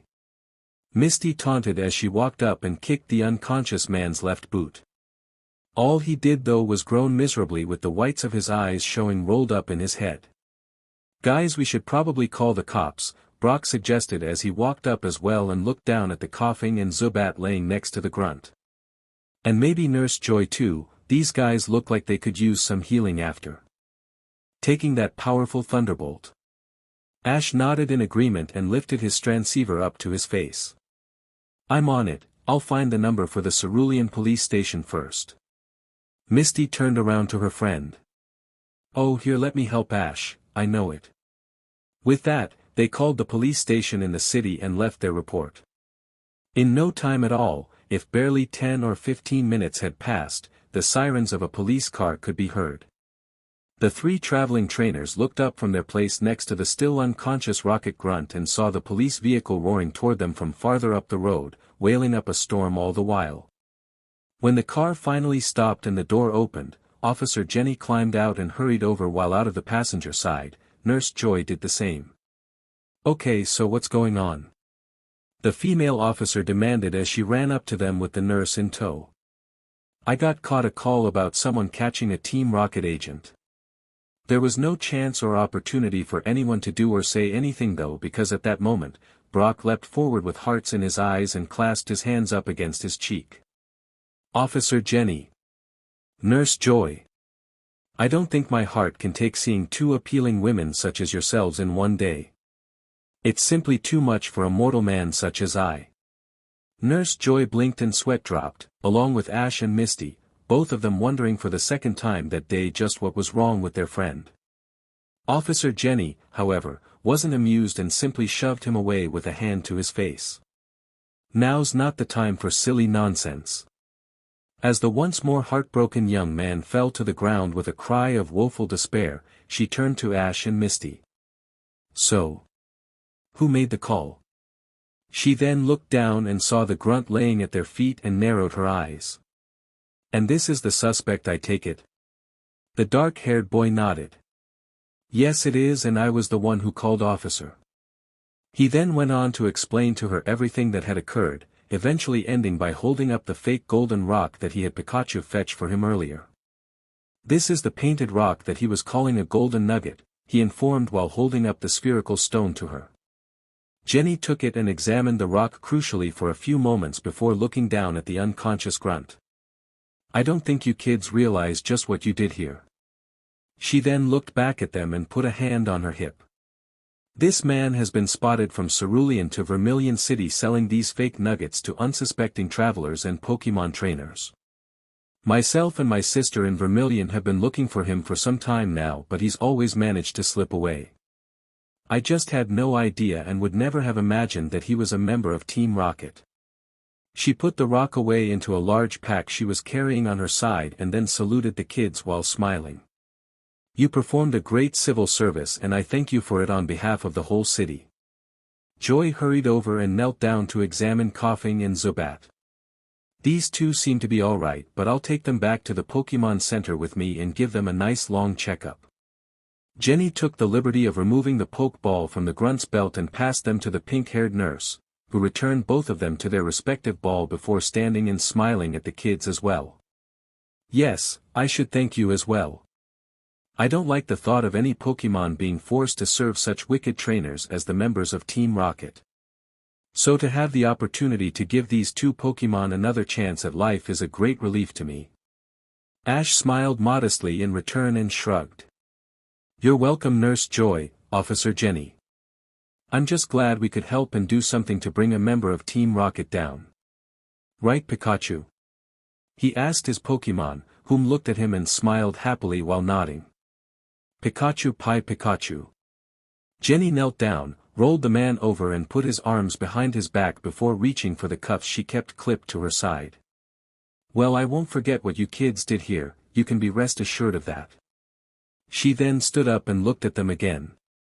I just hope he didn't cause your Pokémon too much harm in the battle you must have had with him. Ash shrugged and then looked at Pikachu. Nah, not really, Pikachu took care of them pretty quickly. Misty smiled. Yeah, more like with one thunderbolt. It was over in about 5 seconds. Both women's eyes widened in surprise with Joy speaking in a manner which relayed the feeling well. Really? A Team Rocket agent and you defeated him so quickly? The boy in question shrugged again, modestly. You know, we train hard. Pikachu lifted his little fist. Pika. Well, Jenny managed to heft the unconscious grunt up to his feet. What say you two boys help me get this guy into my car? I gotta get him downtown so I can start the booking process. Ash, and an especially eager Brock, acted to fulfill her request and assisted the female officer in walking the man into her squad car. After that, Jenny and Joy both bade the children a final ode of thanks, as well as farewell, before driving off. Now that's all over and done with Dash, Ash turned to Misty and gestured toward the road. You ready to lead us the rest of the way to the Cape? The Orangette pulled on the strap of her red bag and winked. Sure thing, follow me guys. With those words spoken, the traveling trio continued on their way up to the Cerulean Cape. The journey was relatively short from where they were near the Battle Bridge, and when they finally arrived at their destination, Ash and Brock took a moment to appreciate the sight awaiting them. The Cape, since it was elevated above sea level, gave a breathtaking view of Cerulean City far below. It also gave a majestic view of Empty Moon in the distance, as well as Empty Cerulean off to the northwest, or the southeast from where they were standing. They could also see the wide open country, mixed with forest landscape, which went south from Cerulean toward Vermilion City. The Cape itself had a large lake in the midst of its center with forest and trees surrounding it on most every side. Empty Cerulean tapered off into a series of rocky, up and down hills directly behind the Cape, and off to the extreme west, they could see a channel of water flowing down out of the hills, around the outskirts of Cerulean and off into the southwest, eventually tapering and bending its way to Vermilion City and the sea. The front side of the lake, where they were standing atop a raised plateau, had a railed-off observation area that allowed visitors to look out over all of the sights that the elevation afforded. There were a few picnic tables here and there, a series of telescope binoculars that gave one the ability to peer even farther into the distance, and a plaque, which told the geographic history of the Cape and the surrounding area, as well as the early formation of Cerulean City itself. Behind them was a bridge, similar in design but smaller than the Battle Bridge, which stretched across the lake and connected one end of it to the other. Lanterns were built atop the bridge that provided light and a romantic atmosphere for late-night strollers, and on the other side of the lake, a large lodge had been built. The building was made entirely of handcrafted, hand-carved logs and boasted the most elegant rustic design of such structure for miles around. The lodge served multiple functions as a resting place, a gift shop, a restaurant and an inn for late-night stays. What caught Ash's eye though, after taking everything else in, was an expanse of mountainous terrain, like a big humped hill, which he could just barely see off to the west of Cerulean. Or at least, it was west from where they were standing. "Hey Misty, what's that?" He pointed at the mountainous hump in the distance. She looked in the direction he was pointing and squinted. "Oh that? That's the rock tunnel." Brock continued for her. "It's on Route 10 and provides the second of 3 routes into Lavender Town. The other connecting it to Saffron City and the last one eventually making a circuit to Fuchsia City. Near Rock Tunnel is the Kanto power plant, the biggest one in the region." Misty gave a small chortle of amusement. "People claim to have seen the legendary Pokémon Zapdos appear around the power plant, but it's just a bunch of tall tales. Like one of those local urban legends." Ash raised an eyebrow. "Really? Hey, that's pretty cool." He then looked at her and smiled. "Thanks for bringing us here Misty, this is really nice." She returned the smile to her messy-haired friend and then stared out beyond the overlook. "It really is. My parents used to bring me and my sisters here when I was really little before they passed away. I love coming here and just enjoying the peaceful atmosphere." After a few moments, she turned back around and looked at both of her friends. "What do you guys think about going to eat at the lodge?" Ash and Pikachu's stomachs both seemed to growl at the same time as Trainer and Pokémon smiled sheepishly and identically rubbed the back of their heads, the latter's ears drooping humorously and cutely at the same time. Well, Brock crossed his arms and laughed. "I think that's a resounding yes." They all shared in his humor for a moment and then made the trek across the bridge to the other side of the lake. There, they spent the rest of the afternoon and early evening at the lodge, enjoying the satisfying food and enjoyable companionship that came with it. Night had long since fallen over the city. It was only a little past midnight and the good residents of Cerulean were mostly all tucked into their warm beds for the night. However, not all things were as calm and tranquil in every part of the city. The Cerulean Aquatic Rental Store was locked up tight and the staff had long since left. Situated in the heart of the city and sandwiched between 2 other stores in the crowded shopping center area, the rental store seemed to be an unassuming locale that would only appeal to a very particular customer demographic. Little did anyone know though that at present, it was the target of highly illicit criminal activity. Specifically speaking, at the hands of 3 bumbling, foolish Team Rocket rejects. In the back room of the store, where all the largest equipment was kept, a ventilation grate at the top of the wall started to rattle and shake. A few seconds later, the grate dropped down to the floor and 3 shadowy shapes slipped out of the, one after the other. 3 flashlights soon flickered to life and revealed, in all their badly dressed lack of splendor, Jessie, James and Meowth. Coming in through the ventilation from that alley out back was a brilliant idea, Meowth, James complimented as he looked down at the smallest member of their trio. Of course it was, the talking Pokémon crossed his arms and smirked. "I came up with it, didn't I? I was also the one that recommended we slip away in all the confusion back at Empty Moon after that operation failed." Jessie snapped back at them. "Focus you two. We're here for a reason, remember? Now help me look for it." She went back to shining her flashlight around the storeroom and as James joined her, she growled threateningly. "You better be right and it really is here, Meowth. We can't pull off that job at the Cerulean gym without it." The unofficial brains of the outfit nodded in self-assured confidence. "Course it's here. I researched it online and read that this place rents out top people for drainin', pools and stuff." Suddenly, James made a pleased exclamation of, "There it is," and turned his flashlight onto an extremely large machine with a huge industrial-sized hose connected to it. The tag connected to it read, "Aquatic Pool Vac, for industrial use only." "Yep, that's it, Jamesy boy." Meowth walked up and looked at the machine for a few moments. This is exactly what we need to raid the Cerulean gym and drain up all dear water so we can steal the Pokémon. Jessie crossed her arms beneath her bust and smirked. It's pretty big. Good thing we had that handy little gadget teleported to us from HQ. She then looked at the blue-haired man. James. Nodding, he reached into his pocket and pulled out a small, cube-shaped box that was black with little bulb nodules on its metal surface. Kneeling down, he placed the device up against the machine and pressed a button on the side of the cube.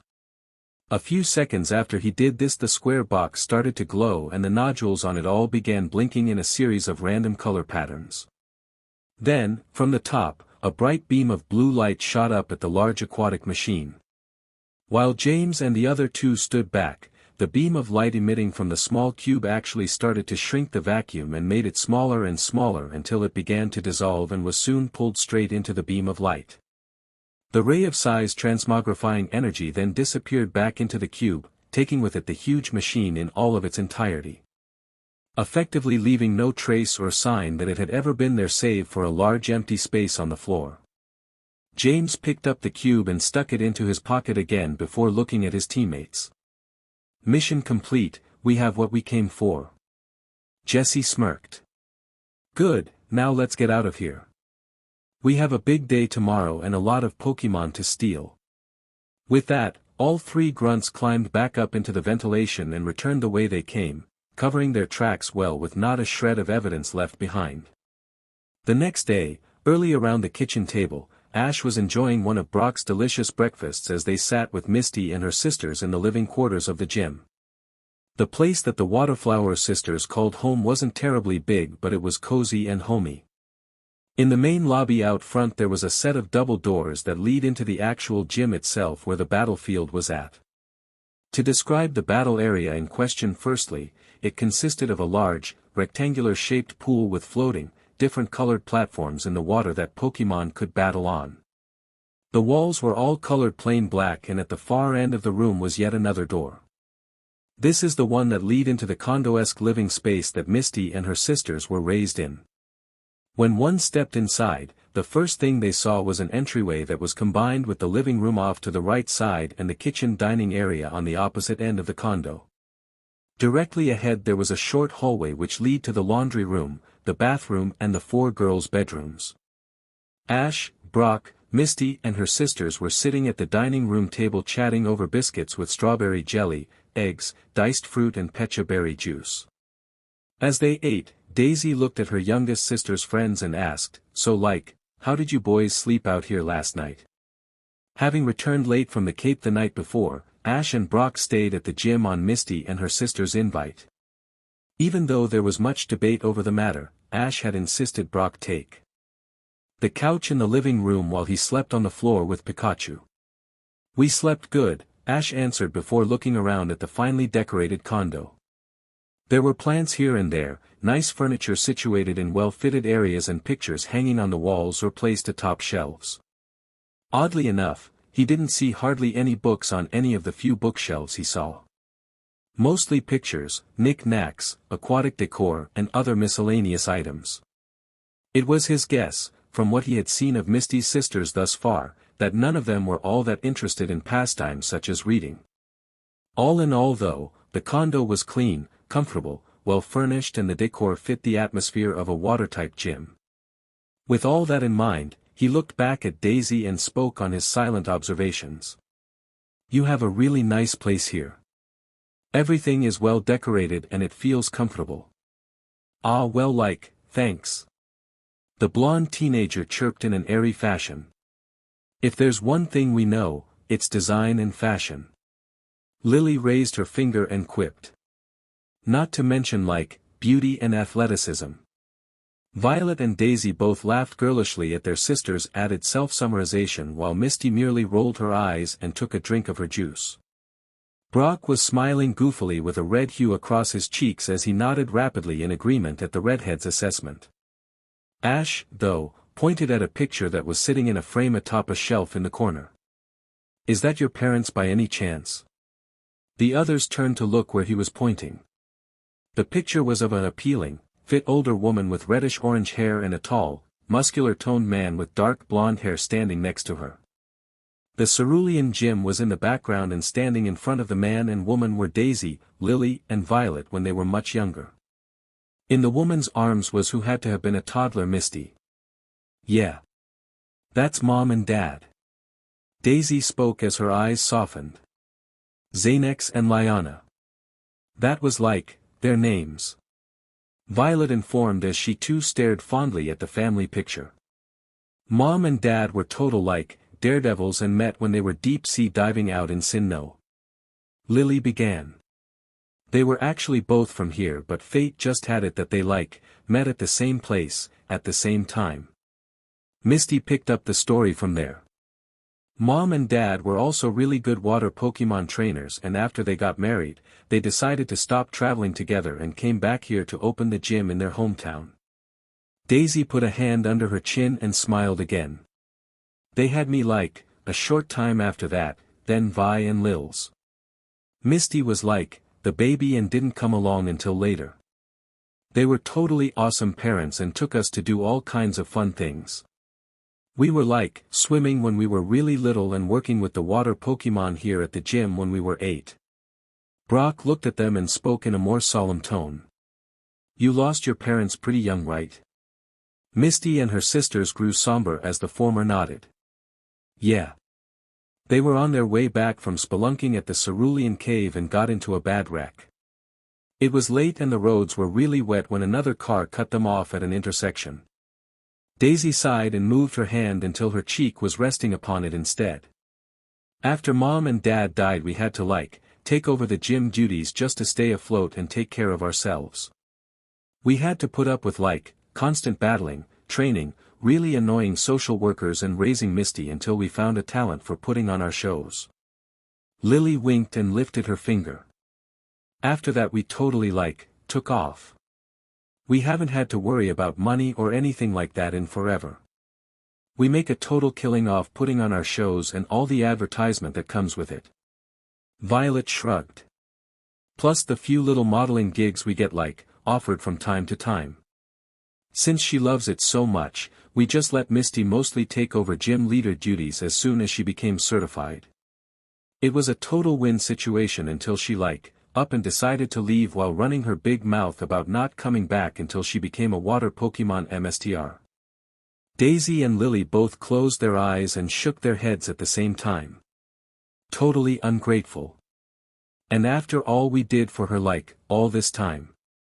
Misty's eye twitched. "Seriously? You barely raised me at all when I was little, I had to mostly look after myself. And I took over gym leader duties because even though you 3 can battle, you spend most of your time fawning over your looks and doing your silly water shows." Violet frowned and raised her finger sternly. First of all, Misty, they aren't silly little shows, it's a big part of our income. And secondly, we did a great job looking after you." The youngest of the 4 sisters looked to be in a mixed state of disbelief and sarcastic humor. "Really? You think you did a good job raising me? I was cooking for myself when I was 8. Daisy looked at her and joined the debate. "You like to criticize us and say that we did such a bad job looking after you, but let me ask you a few questions." She held up one finger after the other. "Did you ever go hungry? Did you ever not have clothes to wear? Did we not take you shopping, teach you how to do things and show you the ropes of working with water types?" Daisy herself finally frowned. "No, we weren't Mom and Dad, there's no way we could have ever hoped to fill their shoes. We were just kids ourselves when they died, Misty. We were still young and trying to figure out what to do ourselves. We had no idea how we were going to help raise our little sister, so we did the best we could. Sue us for not being perfect, okay?" Lily joined in. "Yeah, and for your information, we were worried about you when you just up and took off without hardly telling us anything." Daisy concluded the conversation by giving Misty a surprisingly stern look. Rather out of place on her smooth, flawless complexion. "We might really love fashion and design, and being this pretty does take a lot of work. And yeah, we put a lot into doing our water shows, but don't for a second try to make it sound like we just totally neglected you, Misty." At that, the orange-haired girl stood straight up from the table and looked at her sisters for a few moments before abruptly walking over to the door, slipping on her shoes and leaving the condo. The door making a resounding slam behind her in the process. There was silence in the room for a time after her abrupt departure. One where neither Ash or Brock, nor her sisters, said anything.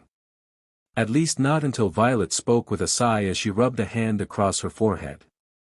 So melodramatic. At last, Ash did say something as he looked around the table. "Don't worry, I'll go find and talk to her." He glanced at Pikachu down in his lap and smiled. "You gonna help me, buddy?" As his first Pokémon gave a resounding, Pika, in reply, Brock stood up suddenly with a finger to the air. "And I'll start doing dishes and cleaning up from breakfast." Anxious to help ease the tension in the room, the squinty-eyed teen grabbed a few dishes and then headed over to the sink in the kitchen to start getting busy. Daisy, meanwhile, smiled gratefully at Ash and nodded. "Thanks, Ash, I appreciate it." Modestly accepting her gratitude, the black-haired boy got up from the table and then went to get his shoes on. After that, and with Pikachu on his shoulder, the electric type having already eaten breakfast earlier, along with the other Pokémon, the tightly bonded duo left the gym in search of Misty. The boy and his Poke companion looked around the immediate vicinity of the gym for their wayward friend, but, coming up short, Ash looked down at his Pokémon and asked, "You think you might be able to smell which way she went, pal?" Tilting his head at his trainer for a moment, Pikachu nodded and then looked forward again. Nose to the air, he sniffed for a few moments and, finally, his ears twitched as he looked back at Ash and started speaking rapidly. "Pika. Pikachu pi Pikachu." Seeing him pointing off in a random direction that led farther away from the gym, the boy smiled. "Alright Pi, good job, lead the way." Pikachu took off after that and his trainer followed. Thus, they ran together through the park-like area that the gym was located within until, eventually, they came upon the scene of a small pond. And there, sitting at the edge with her feet in the water, was Misty. Stopping and collecting his thoughts for what he was going to have to say, Ash calmly walked over until he was standing behind her. Feeling as though she probably knew he was near, he asked, "Can I join you?" Arms around her knees, she simply shrugged and he sat down next to her. After a few moments of silence he eventually spoke. "I understand why you're so upset." She looked over at her friend and he glanced at the water of the pond. "My dad left to resume his journey before he even knew Mom was PRGNT with me. I've often wondered what it would have been like to have him around. I spent a lot of my early childhood missing him and wishing he was home." He looked at her directly. "This isn't about your sisters but your parents, right?" Sighing, the orange-haired girl looked down at the water as well. "Yeah, I guess so. It's just, my sisters actually have memories of our parents but I don't. Daisy, Lily, and Violet are vain and they can be more than a little airhead sometimes, which drives me crazy. But they weren't really all that bad." She hugged her knees tighter to herself. "I know they did their best to take care of me after Mom and Dad died and they were just kids themselves too. They fed me, they made sure I was dressed and taken care of. They did things with me too, even if I didn't always like everything they made me do. Like dressing up or doing makeup parties." A small smile came across her lips. "And I do have good memories with them. After our parents died, we were all that we had and we got close. We had to be. They did their best to keep things going and the water shows they started really were a big help, we wouldn't be as well off as we are now without them. And they taught me about water Pokémon when I was old enough. But," Ash interjected for her, "you're a little jealous of them. They have memories of your parents but you don't." She nodded sorrowfully. "Yeah. Growing up I always looked up to them. They're pretty, successful, they know what they want out of life, even if it's silly and shallow to me, and they knew our parents. I'm none of those things." At that he looked at her oddly. "What do you mean?" I think you've got a lot to be proud of. She looked at him and he went on. I mean, yeah, seriously. You've got 3 sisters who may be a little overwhelming, sure, but at least you have family who loves you. Also, you have a passion for water Pokémon and you want to become the best at training them. A goal I bet you'll succeed at someday. Plus, I think you're pretty Misty, just like your sisters. The slightly older girl's cheeks turned a light shade of pink when she heard that. Ah, really? He nodded earnestly. Yeah, of course. I wouldn't say it if it wasn't true. At his words, she smiled and looked back at the water of the pond. Thanks, Ash. You really helped me. With everything that you said. She then stood up and brushed the back of her shorts off. I'm ready to head back, I think. He stood as well and smiled when Pikachu climbed up his chest only to jump onto Misty's shoulder. Hee, see that? He's trying to make you feel better too. She looked at the small Pokémon and her entire face lit up. Ah, thanks Pikachu, you're so sweet. Smiling in the lovable and adorable way he was quite adept at doing, Pikachu held up his little paw and chirped. Pikachu Pika Pi Pika. With Misty successfully calmed, the 3 of them left the pond and headed back to the gym a short walk away. Although, upon arriving, they were met by Brock and Misty's sisters coming out to meet them in front of the gym. Hey! She started to say a little awkwardly upon reaching them. I just wanted to say dash, however, she was cut off by Daisy. We're sorry Misty. The younger girl looked up in surprise hearing this as the blonde continued. Sometimes we forget that you being younger than us means you go through things we don't think about or have forgotten. Lily also interjected. Unlike us, you don't remember mom and dad and we know that, has to be hard. Yeah, and we're sorry if you ever think we don't love you Misty because we totally do. Violet assured with a smile. Though definitely surprised by this, Misty was nonetheless very touched and responded in kind. I'm sorry too. I should have never lost my temper like that but you were right. You 3 have memories of mom and dad but I don't. And. Well. You're appealing, you're successful and you know what you want to do with your life. Maybe I just get a little jealous sometimes. Her sisters appeared a little stunned at her words but Daisy eventually gave voice to what she found to be downright silly. Misty, we might mess around with you but you don't need to be jealous of us. You're just as pretty as we were at your age and you're gonna become just as appealing. And besides, you know what you want to do, you want to become a water Pokemon MSTR. And that's a totally cool goal. Violet and Lily both nodded in agreement and Misty, smiling softly at the kindness shown by her sisters, stepped forward and shared a hug with them. Seeing this, Ash went over to stand with Brock and crossed his arms. It sure does do the heart good seeing something like this, huh Brock? The teenaged breeder nodded in agreement while smiling as well. Yeah, I'm glad to see them make up. Having siblings isn't easy but it can be the most rewarding thing in the world. After the NTMT family moment had passed, Daisy looked over at Ash and smiled. So Ash, are you ready to have that gym battle yet? Violet put her hands to her hips. Yeah, and have you decided who you want to battle? The black-haired boy grinned in reply and looked up at Pikachu before nodding. Yeah, actually, I have. I would like to battle all 4 of you for the gym badge. Misty and her sisters were all taken aback by this but she spoke on the matter. All 4. He nodded again. Yeah, that's right. You're one of the Cerulean gym leaders too Misty, I'd like to battle you as well. What do you say? She shared a look with her sisters and Daisy shrugged. Sure I'm game. Me too, sounds totally cool. Lily agreed. We've never battled like that before, I think it'd be neat.